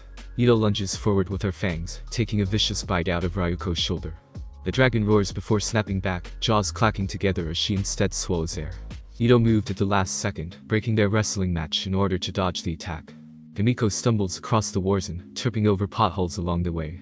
She follows along the outer rim of the grudge match between monstrous fighters. After watching Akad Izuku get dragged underground, she started trying to race over to where the hole is. Instead, she put herself in the crossfire of Ito and Ryuko. Kamiko jumps back when the dragon hero slams into the floor beside her. The one-eyed owl stands in triumph, jeering at the fallen fighter and the blonde, that all you got bitches. Kamiko hisses a curse word under her breath. Her yellow cat-like eyes flicker back and forth, searching the gravel beneath her for something sharp. She finds a stone that's pointed at one end. The blonde grabs the improvised weapon before getting into a stance, preparing for her rematch with Ito. Fortunately for her, Ryuko stands back up, also ready for another round. Ito grins ear to ear, that's more I like it. Clearly enjoying the challenge. Himiko and Ryuko yell incoherently in response, their battle cries drowning out their enemies' taunts as they charge. Ito meets them in the middle, swinging downwards. Just below their battle, the fight between All for One and the ghoul continues. Along with Lemillion's valiant efforts to help. Dirt buries the three as they try killing the other. Centipedes twist around the ultimate evil, squeezing with all their might. Lemillion rains down a barrage of blows, each one slamming into the villain's abdomen. All for One releases a guttural roar before releasing a shockwave that separates them. Another landslide, this one falling on top of the mole, makes it hard to dig through the dirt. An air cannon from All for One blasts Lemillion back, his cape snagging on a piece of shrapnel and tearing. Then it's the Ghoul's Chilopoda versus the Demon Lord's spring-like limbs again, augmented muscles battling the centipede's strength. Soil surrounds them as they press against one another, contractions in their appendages, increasing seismic shocks. An impact recoil shatters the shell of the centipede, the limb writhing as All for One overpowers it. Izuku yells as he feels the pressure pushing past his tentacles and into his body. Lemillion hears the scream, rushing back in to rescue the boy with an assisting punch to All for One's marred face. Suddenly, a hard flame fan generates a wall of fire, All for One using a quirk to establish a defense. The centipedes are unfazed by the heat, pushing through to continue their assault. Lemillion activates his birth quirk, phasing through the flames unaffected and winds up for another punch. All for One reels back, shocked by the persistence of the boys. Lemillion smashes the villain through a layer of earth, digging a tunnel beneath the grounds of UA. The ground trembles from the shockwave, wood still intact threatening to crumble. Izuku sends forth another strew of centipedes, lashing out in violent swipes. All for One counters with crescent razor blades, his own limbs quadruple to match the Chilopoda. The appendages slice through the other, pincers against talons. Whatever centipedes aren't cut down are sprayed by a goo, the generated muck dissolving the hard case covering. All for One's acidic substance also burns through the ground, extending the tunnel for him to gain distance between himself and his enemies. One of the arms wrapped by a centipede snaps inwards, allowing the villain's hand to grab the armored limb. The palm splits open, a mouth morphing, so that it can bite the appendage. Teeth grate against the shell, neither breaking as the two opposing forces keep grinding the other. Suddenly, the molars crunch. The centipede burrows through the hand, shredding the flesh. All for One yells as another arm sprouts from that one, attempting to stop the ferocious feeding. The ghoul pushes past his own defense while the villain is distracted, and sinks his fangs into the man's leg. Good. Keep him there. Lemillion ducks under a desperate swipe from one of All for One's many fists, as the ghoul pins the villain down. The One for All successor pulls his arm back as he continues to bend low, priming himself for an uppercut that the Demon Lord can't escape from. Power. Mirio feels the satisfying connection of the man's chin against his knuckles, as he gives the swing all he's got. All for One sails straight through the plates above them, breaking open a hole and freeing them from the pit. Rain welcomes them, the droplets washing away the grime that they're covered in from being buried alive. Izuku climbs out, many of his injured tentacles breaking off. When he reaches the top of the rubble pile, only 4 Chilopoda limbs remain. Lemillion bounds to ground level, landing beside the ghoul, also disheveled and wounded. Hawk soars overhead, robotic arm transforming into an electro cannon. The weapon generates a blue orb that sparks at its center a tinge of white. Then, the energy sphere shoots straight into Noro. Izuku watches his former ally take the hit. The villain becomes consumed by the electricity, body spasming. Smoke wafts from the fried flesh of Noro before he falls to his knees, unable to remain standing. This is the end of the line. Hawk's divibombs with a feather extended to the full length of his sword. Noro becomes beheaded by the blade. Noro's mask flies off, shattering into a bunch of pieces. His ponytail comes undone, long hair spilling with his brains when his head collides with the ground. The villain's decapitation reveals a mummified face without eyes or nose. Izuku would have felt sick had he not surprisingly seen worse. And it's not like he stayed staring for long when there's the ultimate evil to battle. All for One returns the same time Noro is defeated, swatting Hawks aside like a fly instead of a bird. Pests, All for One growls as he stomps on the number 2 hero's prosthetic arm. The mechanism shatters as though it's made of glass rather than metallic alloy. All of you are pests. The villain then kicks Hawks across the field with that same amount of force. Like a boom of thunder, everyone can hear the hero's bones break. Everyone except for Ito is having too much destructive pleasure of her own. She slams Ryuko into the ground for what must be the 1000th time. The one-eyed beast cackles as Himiko tries rescuing the hero by jumping onto Ito's back. The blonde stabs Ito with her improvised stone knife, cutting and carving as much as she can to inflict damage. The monster girl grabs Himiko and tosses her off. Himiko bounces across the pavement, scraping her arms and legs along the way, adding to her pre-existing wounds. The blonde winces in pain as she tries to sit back up. Out of the corner of her eye, she spots Izuku. The boy stares back at her. The two become mystified, relieved to see the other in what feels like a moment of peace amidst the war. The rain seems as though it's falling in slow motion, time standing still. They had caught glimpses of one another before, but not like this. It's as though in this crucial period of combat for each of them, they're finally not alone in their fights. A connection crossing the span of land is made between their gaze. Himiko turns her head when she hears Ito roaring. The malformed villainess has her mouth opened wide. She's about to bite Himiko's head off. The blonde bends back, but she has nowhere to run. There's no escape from her impending death. Himiko brings her arms up, a futile attempt to block the beast. That proves not so futile. Ito sinks her fangs into the fellow girl's arms, ravaging them. Himiko cries out as her arms get mangled by the ferocious bite. Himiko. Izuku moves to help her. But all for one barrels into him, carrying him off and away from his endangered girlfriend. Lemillion is left momentarily dumbfounded before chasing after them. Himiko lets loose an abject wail, not caring for how she sounds or looks as she gets thrashed around by Ito. Her bone protrudes from her arm, jutting out in splintered sections. She tries using it as a makeshift spear, jabbing it into her enemy's eye. Ito releases her hold on the blonde's arm, crying out as she's blinded. Himiko pulls back with her bone knife and stabs again, but this time with her stone knife. Ito bellows again. The monster stumbles back, grasping at the blood oozing from her absent eye. Bayuko snaps awake in that moment, dragon wings flapping as she flies into Ito. The heroine takes the villain into the sky in one swift sweep. Then, they plummet. A freefall carries them back into the ground just as quickly as they left it. Dust covers the area, forcing a cough out of Himiko that has her spitting up specks of blood. When the dust settles, she sees Ryuko and Ito have stopped moving. Blood loss got to them both. She turns her head, looking for Izuku. Instead, she sees Dabi battling Endeavor. Dabi's burns have increased tenfold, not a part of him left uncharred. The output from his blue flames begins overwhelming the number one hero. His father bends a knee, struggling to stand as he overheats from the exhaust of his own fire on top of the blue inferno. Despite the intense pain Dabi feels from his quirk's backlash, he laughs with absolute euphoria, his father's torment more than making up for it. Not bad, this is what you could have seen sooner had you shown up when I was waiting for you. Had you not abandoned me, this power would have been all yours and not just mine. But now, burn on the receiving end of my superior strength. Die, Dad. Dabi increases the intensity of his heat even as his fingertips melt away. Endeavor grunts and moans as he pushes through the fire, right up until he's in his son's space. The number one hero grabs a hold of the boy's seared shirt, the fabric ripping away. Dabi sneers, repulsed by the desperation in his father's face. He expects the man to throw a weak punch, but instead, his father falls into him. The damaged dad wraps his arms around his son's waist, pulling him into a hug. I'm sorry, son. Endeavor strains to speak through his bubbled and blistered lips.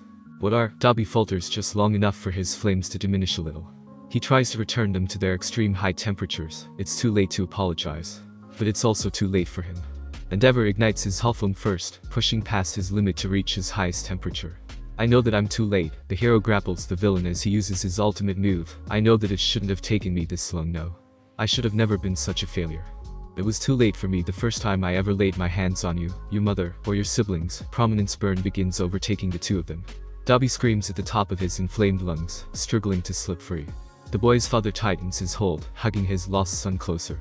There is no forgiveness for me. No retribution good enough to make up for my mistakes. All that I can do for us now, my son, is have us burn up. And finally be put to rest. The flames cook the two Todoroki down to their bone. I hate you. Dabi somehow formulates words through his agonizing rage-filled scream. The rest of his cry drowns itself out, burning out his vocal cords as fire literally destroys his throat. Then, the hero and the villain are vaporized in a nuclear blast. The explosive burst of flame envelopes the area, a volcanic eruption unstabilizing the terrain. A detonation unlike any other that reaches the sky evaporates the rain and clears the clouds. Sparks fly from the main source of hellfire, casting the battlegrounds in a warm glow that illuminates the other fallen heroes or villains. Some of those bodies are too close, caught in the blast radius, and equally burned away.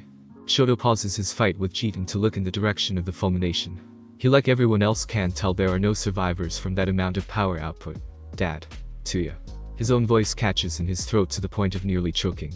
He wishes to cry and mourn, but he's reminded of his shared company when Jigen tries attacking him during his moment of distraction. Shoto's left eye flares as red as his hair when it locks onto the ice villain.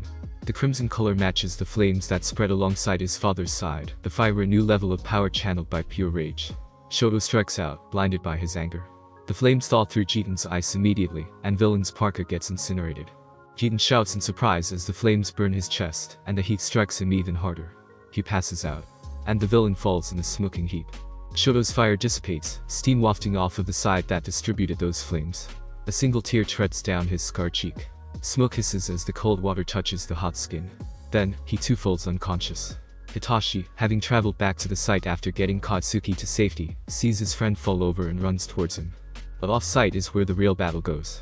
Izuku and all for one crash into the wilderness beyond UA trees topple as the two tumble through the undergrowth. Roots get torn from the ground as each of them ferociously ram into the other. The two dig their own graves, dirt kicking up on either side of them as they exchange blows. Izuku whips his enemy with one of his armored tails.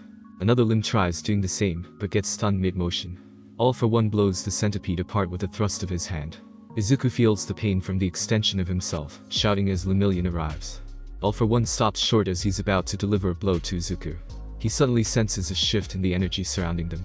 Something about One for All within Mirio has changed. What he feels is true. Along the way, Mirio was visited by the ghosts of his predecessors. All Might had given a rousing speech with words of encouragement. And the other past users had agreed to lend him their strength for one final battle against the ultimate evil. A smokescreen covers the forest, and Lemillion begins to float. A tendril of black elasticity snaps out, snagging All for One. The villain barely has time to react as he's roped in and struck by a hard kick containing stored-up kinetic energy. The combination of previous user quirks delivers a nasty blow to the villain who's sent spiraling. The black tendril reins All for One back in for another strike. All for One recovers though, morphing his fist to counter. Izuku flies out from the foliage, his own tendrils wrapping around All for One. The tentacles work with Lemillion's black whips to loop the villain around. Then Mirio delivers a punch to the demon lord stronger than the previous hits. All for One gags before receiving another heavy blow. Izuku tugs on the villain with his extended limbs to swing the ultimate evil up and around.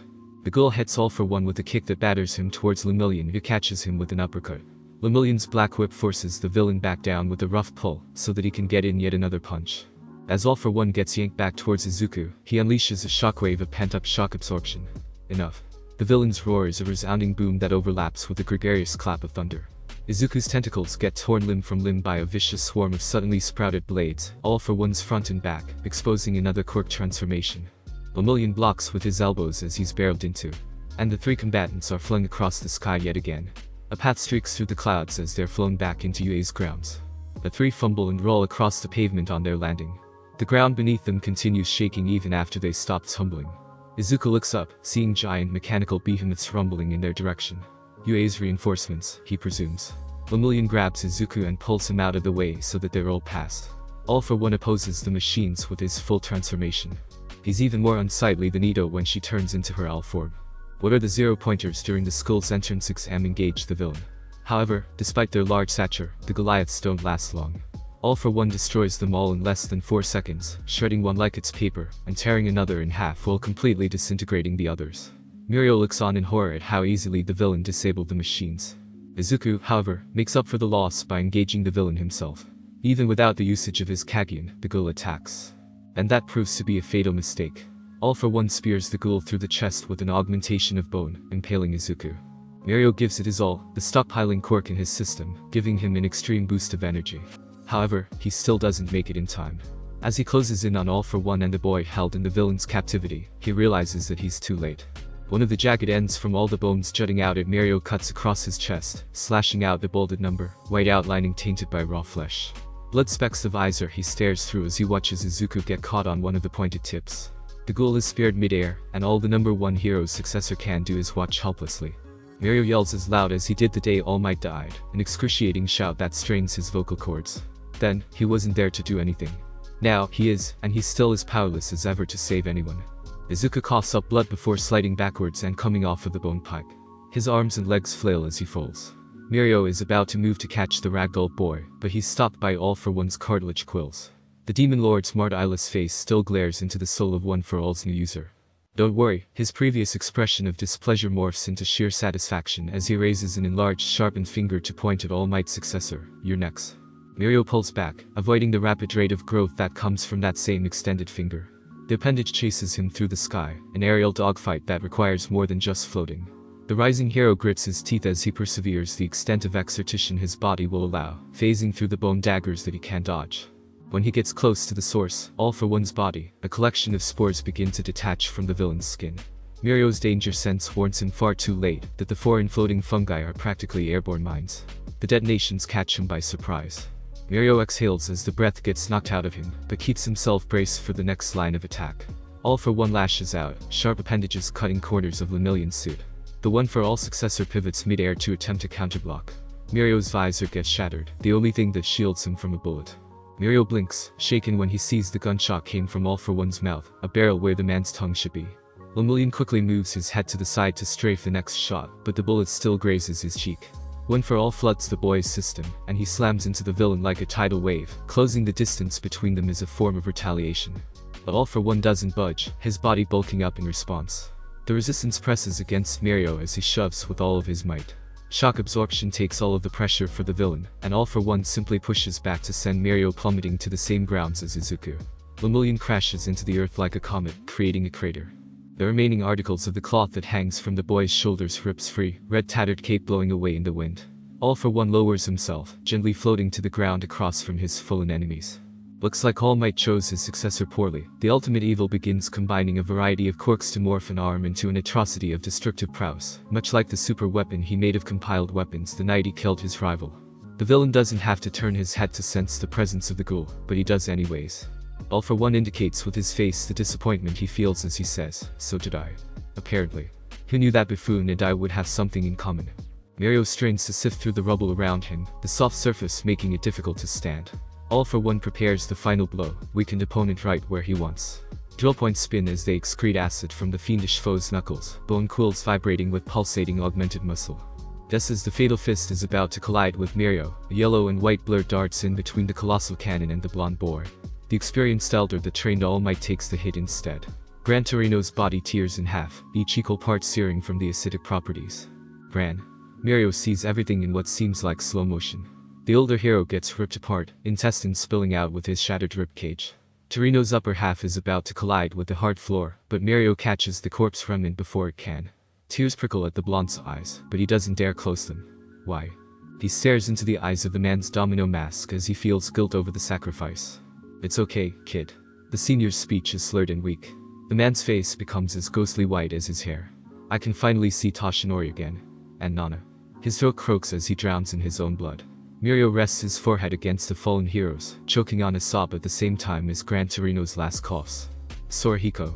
Mirai watches his old friend die in his student's arms. The former sidekick falls to his knees, legs giving out. Even with his quirk, there's no way he could have possibly perceived a future so terrible. The cracked lens of his glasses begins to fog as he sheds his own tears. Night Eye wails, head hitching backwards as he screams into the sky. Through his bifocals, the glassy surface is broken the same as his heart. All for One laughs at the display of mourning, relishing in their suffering. A pointless sacrifice, his malicious grin matches the malice that radiates from the malformed arm that murdered the hero. But do not fret, the weaponized fist cocks back and primes for a second attack. You will soon be joining him. No? Mirio rears his own fist forward at the same time that the cannon punch is launched. When they collide, All for One feels the recoil from how strong the resistance is. The amount of sheer power is only comparable to that of All Might in his prime, if not transcended to another level. His sacrifice won't be in vain. Mirio continues pushing into the punch, so that the shockwave erupts from the middle of their collision, and is not opposed to his position. How is this possible? All for One struggles to brace himself against the might of Lemillion's forceful fist. One for all channels into the punch, energy radiating in a colorful display that opposes the dark streaks of black and red the Demon Lord emits. Mirio grinds his feet into the ground, remaining sturdy. The immovable object and the unstoppable force duke it out in one crucial blow. All for One raises his other arm, a near replica of his currently active one, beginning to morph into existence. A second ultimate weapon. Mirio tries to move so he can prepare to counter it, but he's forced to arch his back instead, when the original fist shoves harder against him. Enough with your futile attempts to prolong your death. All for One hurls the death cannon at Mirio. Suddenly, the fist is repelled mid-motion. Rebounded by an elastic aerial barrier, All for One is broken away from Mirio. A man in a purple jacket lands beside Lemillion, having used his quirk to rescue the boy. "Are you alright, young man?" The stranger doesn't take his eyes off the evil in front of him despite his clear concern. Before Mirio can question who came to his rescue, he sees Eraserhead and a short girl with red hair heading their way as well. No matter if he recognizes the man that he's with or not, he accepts they're here to help. "I'm fine," Mirio slaps his trembling muscles so that his body stops shaking. "Good," the mustache man smiles as he crouches into a stance. "I'd always preferred to have been a hero, and now is my chance." The girl watches him with literal hearts in her eyes, cheering him on. "I love you, gentle. Be a hero." And her support seems to somehow boost more than the man's morale. Mirio's rescuer starts to glow, empowered by the declaration of love. "Right?" The gentle hero grins. He and Mirio share a quick exchange, nodding in mutual agreement to rush All for One. The two split up, attacking from either side. "You're foolish to intervene," All for One waves a dismissive hand to blow the newcomer away. However, Gentle bounces on air as though it's a solid surface, and repels himself from the blast like he jumped from a trampoline. Much more to the Demon Lord's surprise, his own attack gets rebounded and comes back at him. Aizawa is about to provide support from the sidelines with his own quirk, but suddenly spots something else in his vision. Somebody else. Midoriya. He recognizes the mop of green hair among the bloodied mess, and begins running over to the unmoving body, Izuku. Kid. When he gets close, he slides to his knees beside the boy. The girl that he's with follows him, not yet noticing the body. Hey. Wait. You were supposed to erase. She stops short when she sees Aizawa tuck a hand under the injured boy's head. She brings her hands up to her mouth, stifling a gasp. Kid. Hey, kid. You hear me? Aizawa tries shaking Izuku awake first. When that fails, he presses an ear against the boy's chest to listen for a heartbeat. Despite the stab wound, he confirms the problem child is still alive, though faintly. Stay with me, kid. He glances around the battlefield, hoping that someone with medical services is nearby. The war that wages around them drowns out their own desperate struggles. A violent sea of death overwhelms the destroyed grounds of UA waves of villains, and heroes crash into each other. Fighters swallow one another in their frenzy like sharks. Nobody stays afloat for long, many of the last standing challengers sinking with exhaustion. Aizawa's gaze falls, landing on his mangled arm. He then gets an idea. His limb is beyond repair. It'll likely be amputated anyways if he survives the war. Izuku's mouth hangs open, ragged breaths coming through his lips rather than his nose. Aizawa draws the combat knife that he keeps on him at all times. Hey. What are you doing? And ignores La Brava as he digs the blade into his arm. With nothing to bite down on, Aizawa screams. He doesn't stop cutting though. He slides the knife back and forth until it cuts clean through. And he loses his arm. Beat. Aizawa pants his own heavy intakes of air as he holds the severed limb out for Izuku. He moves it closer, ushering the ghoul with a shake of the arm. Izuku's nostrils inhale the scent of the raw meat. Then, he begins to finish what he started, biting down on the limb. Slowly, the ghoul starts to wake up. Red tendrils sprout from the base of his back, predatory organ restored to its original state. Emerald eyes shrink and darken as red as the blood smeared around his lips. He recovers enough that the stab wound on his chest begins to close up, regenerative healing doing its job. But he's still unable to stand, wincing as he tries to sit up. Easy, Aizawa warns him not to push himself. Easy now. La Brava pukes behind them, taken aback by the cannibalism. You two are crazy, she wheezes in between vomiting. Izuku. The Redeed glances up to see Himiko running over to them. The blonde brushes past La Brava to join Aizawa at Izuku's side. When she sees the underground missing a limb and the weak ghoulish state her boyfriend is in, she immediately catches on. One of her own arms damaged to the point of no return, she finishes the job Ito started and tears it off. Have a part of me too. She cries out as she passes him her limb. Oh god. You too? La Brava gags before bending over and emptying more of her stomach. She loses her balance when becoming lightheaded, falling on her backside. What the hell is wrong with you people? She murmurs before retching again. Izuku devours his girlfriend's arm, completing his healing process with the help of the fueling food. Once he's done, he stands up and she sits down with Aizawa to rest. Thank you. Stay here now, his Kakugina eyes are assuring for the first time ever as he says, it's my turn now. And I am here. All for One snatches Gentle out of the sky and tosses him downwards the same time that Izuku goes up. La Brava opts for being at her injured loved one's side, switching roles as the ghoul enters the fray. What the All for One doesn't expect the savage boy to return with a bloodthirsty vengeance.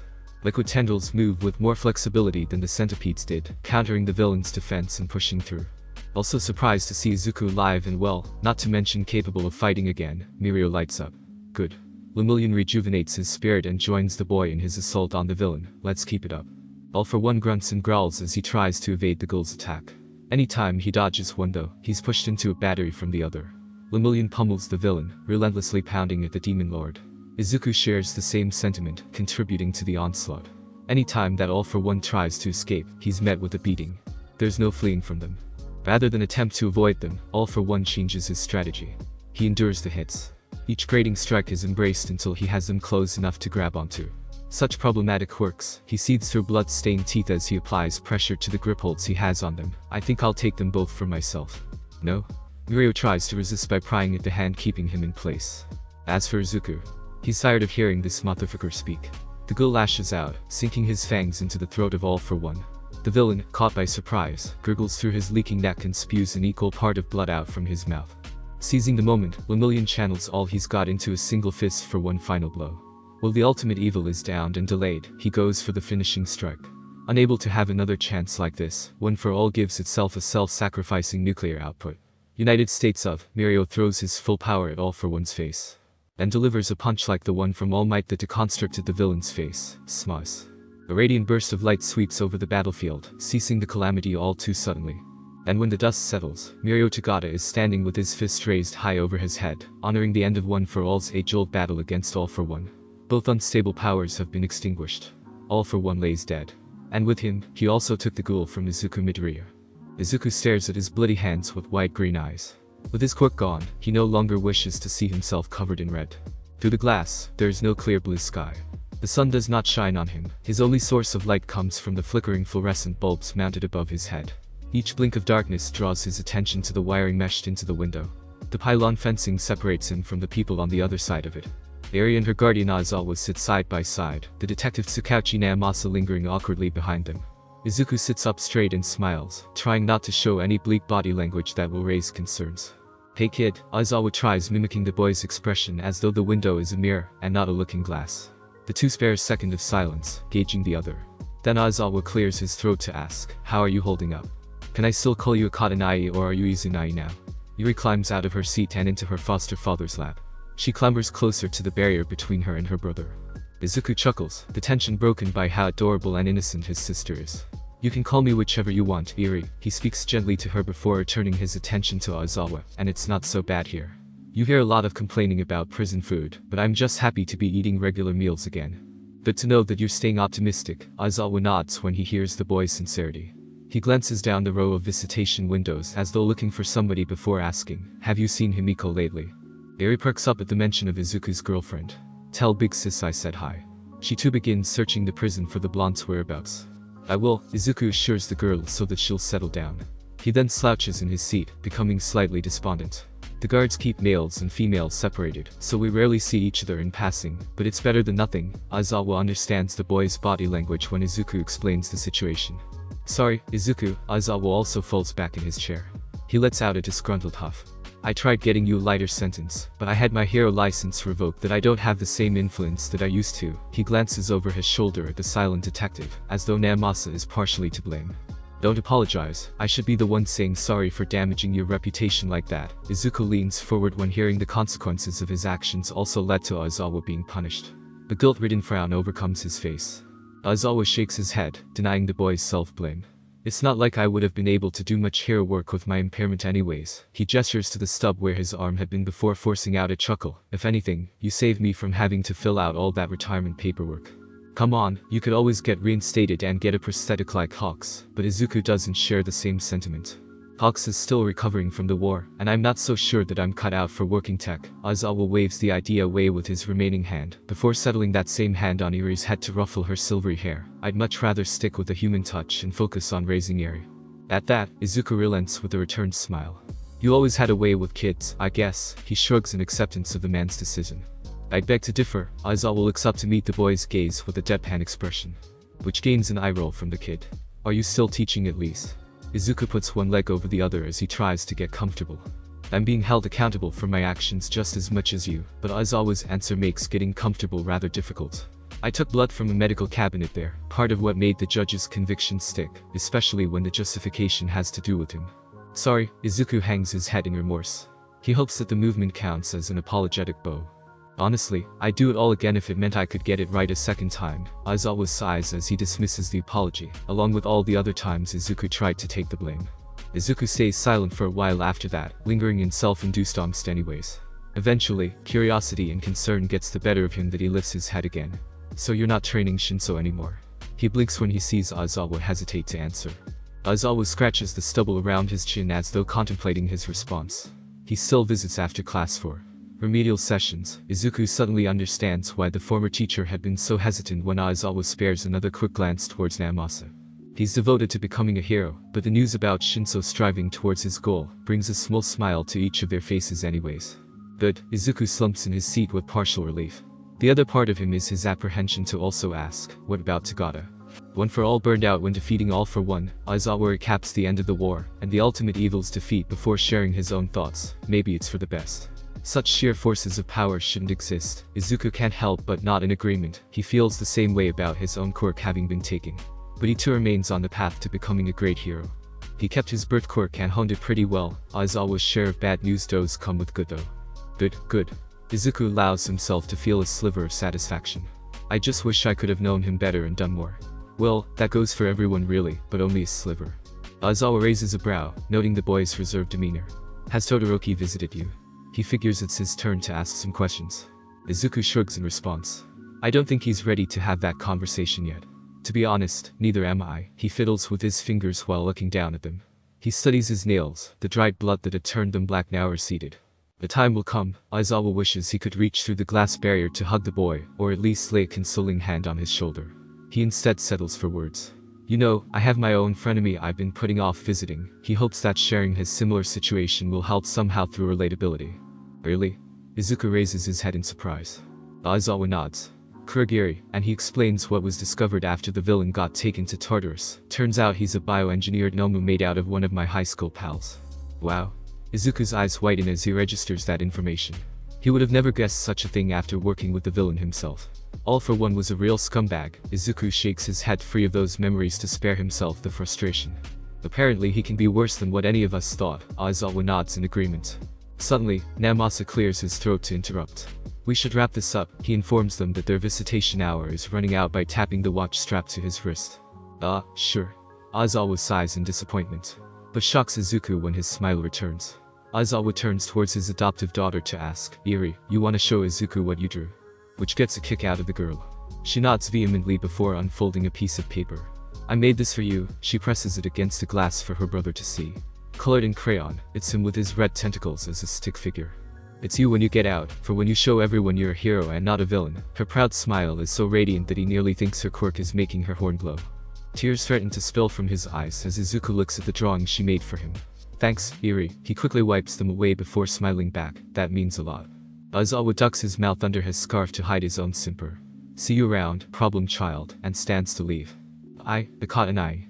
Eri pulls her paper away so she can follow her guardian out. One hand takes his hand while the other waves back at her brother. Yeah, Izuku suddenly feels like the sun is shining on him as he watches the girl with a bright future leave him behind. And he's grateful for Aizawa as he says, see you around. The white patch of cloud gradually dissipates as it passes overhead, like a turning page catching the setting sun.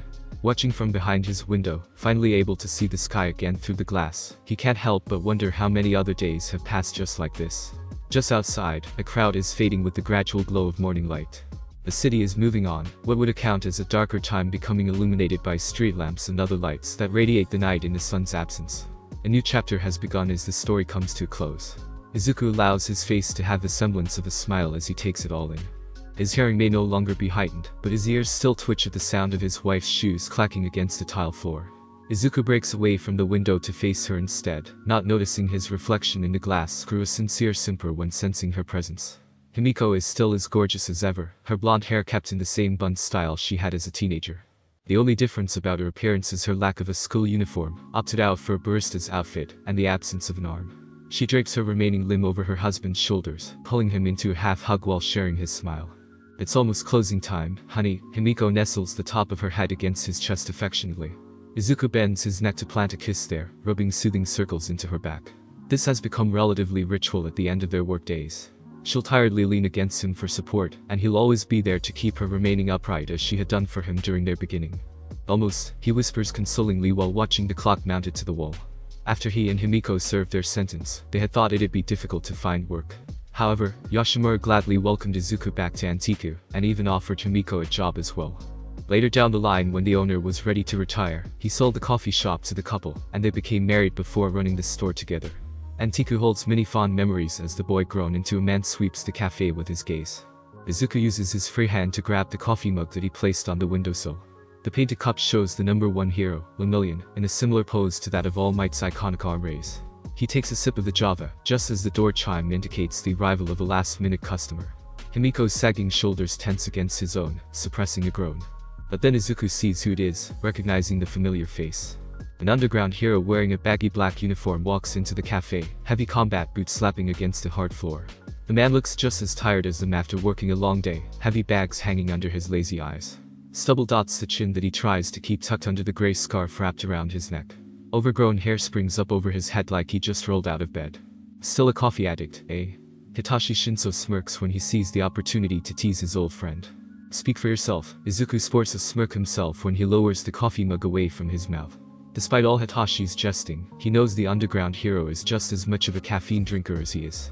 Without even asking, Antiku's new owner knows to brew and pour a mug for the late customer as they talk. Itzawa wants to know if you'll watch Eri this weekend. Hitachi watches Izuku busy himself behind the counter at the brewing station. He pulls out a chair for Himiko at the nearest table, and grabs a seat for himself while he waits to be served. I do it, but my hands are full with hero work. He and the blonde that he occupies the spot would sink into their chairs due to equal exhaustion. Izuku looks to his left. The picture that Eri drew for him long ago is framed and mounted on the cafe wall. He smiles fondly, seeing his former self depicted heroically somehow. But his wife beats him to it with answering Hitachi's request. Of course we'll watch our little unicorn. He hears her rejuvenated with excitement to see Eri again, and can't help but feel a burst of energy from the anticipation as well. It'd be our pleasure. Izuku nods in agreement with his companion from behind the counter. He then returns his attention to preparing Hitachi's drink. Even though his eyes are on the ingredients being moved around by his hands, he still addresses his friend to ask, speaking of Eri, how's she doing in her classes? Hitachi chuckles as though Izuku said something funny, earning an eyebrow raise from Himiko. Shoto makes for a tough teacher, but she's hanging in there. He looks at her as he answers the question despite Izuku being the one who asked. Himiko's frown is just short of a pout when she hears the youngest Todoroki is being hard on the girl that she's so protective of. I warned him about being too cold to her. The blonde's hand mimes stabbing with an invisible knife. Hitachi notices the motion of the absent blade. It's a bad habit the woman has that reminds him of her past, making him sweat drop. I'll keep him in check. He knows better than to cross her or allow anyone else to slip up and make a mistake though, since she'll likely cut anybody up that messes with Eri. The underground hero is grateful for the woman's husband when Izuku comes over to the table carrying a cup of coffee to interject. And Koch-chan. Have either of you heard from him yet? The barista hands Hitachi his drink before taking a seat beside his wife. Ah, you know how he is ever since Mirio took number 1. Hitachi waves his hand at the mention of the hero with an explosive attitude. He takes a sip from his coffee, testing its warmth, before answering. He's staying abroad in America until he gets his mojo or whatever to compete for the top spot. The underground hero rolls his eyes when he recalls Katsuki's dramatic vow to return and become the best. Sounds like Koch-chan. Izuku's smile is a combination of fondness and humor as he nods along. Suddenly, Hitachi glances up at the muted television behind them, his face frowning. Izuku turns around to look at it as well. The news station currently runs a report about a vigilante that's been running around lately. The Black Reaper has been drawn by a sketch artist based on witness descriptions, a one-eyed ghoulish figure. The headline's border casts a red glow across Izuku's eyes as he too sees the news report. Commissioner Tsukauchi and I were hoping to stop this guy before he gained too much publicity. Hitachi grumbles into his cup before taking a long swig. He sighs afterwards, setting the mug down. Looks like we were too late to stop the press from sinking their teeth into yet another vigilante story. He shakes his head in somber disappointment. Izuku shares a quick glance with Himiko before leaning back in his chair with a smile. Well, whoever he is. There's a twinkle in the former ghoul's glassy eyes that matches the sky above Antiku's roof. I hope you catch him someday. Thank you so much for joining me on this incredible journey today. I hope you enjoyed exploring the fascinating what-if scenario of Deku. The possibilities were truly mind-blowing. If you found this video entertaining and thought-provoking, don't forget to give it a thumbs up, share it with your friends, and subscribe to our channel. Your support means the world to me, and inspires me to bring you more captivating content in the future. Stay tuned for more exciting what-ifs coming your way. Until next time, take care, stay curious, and keep embracing the power of imagination. Goodbye everyone.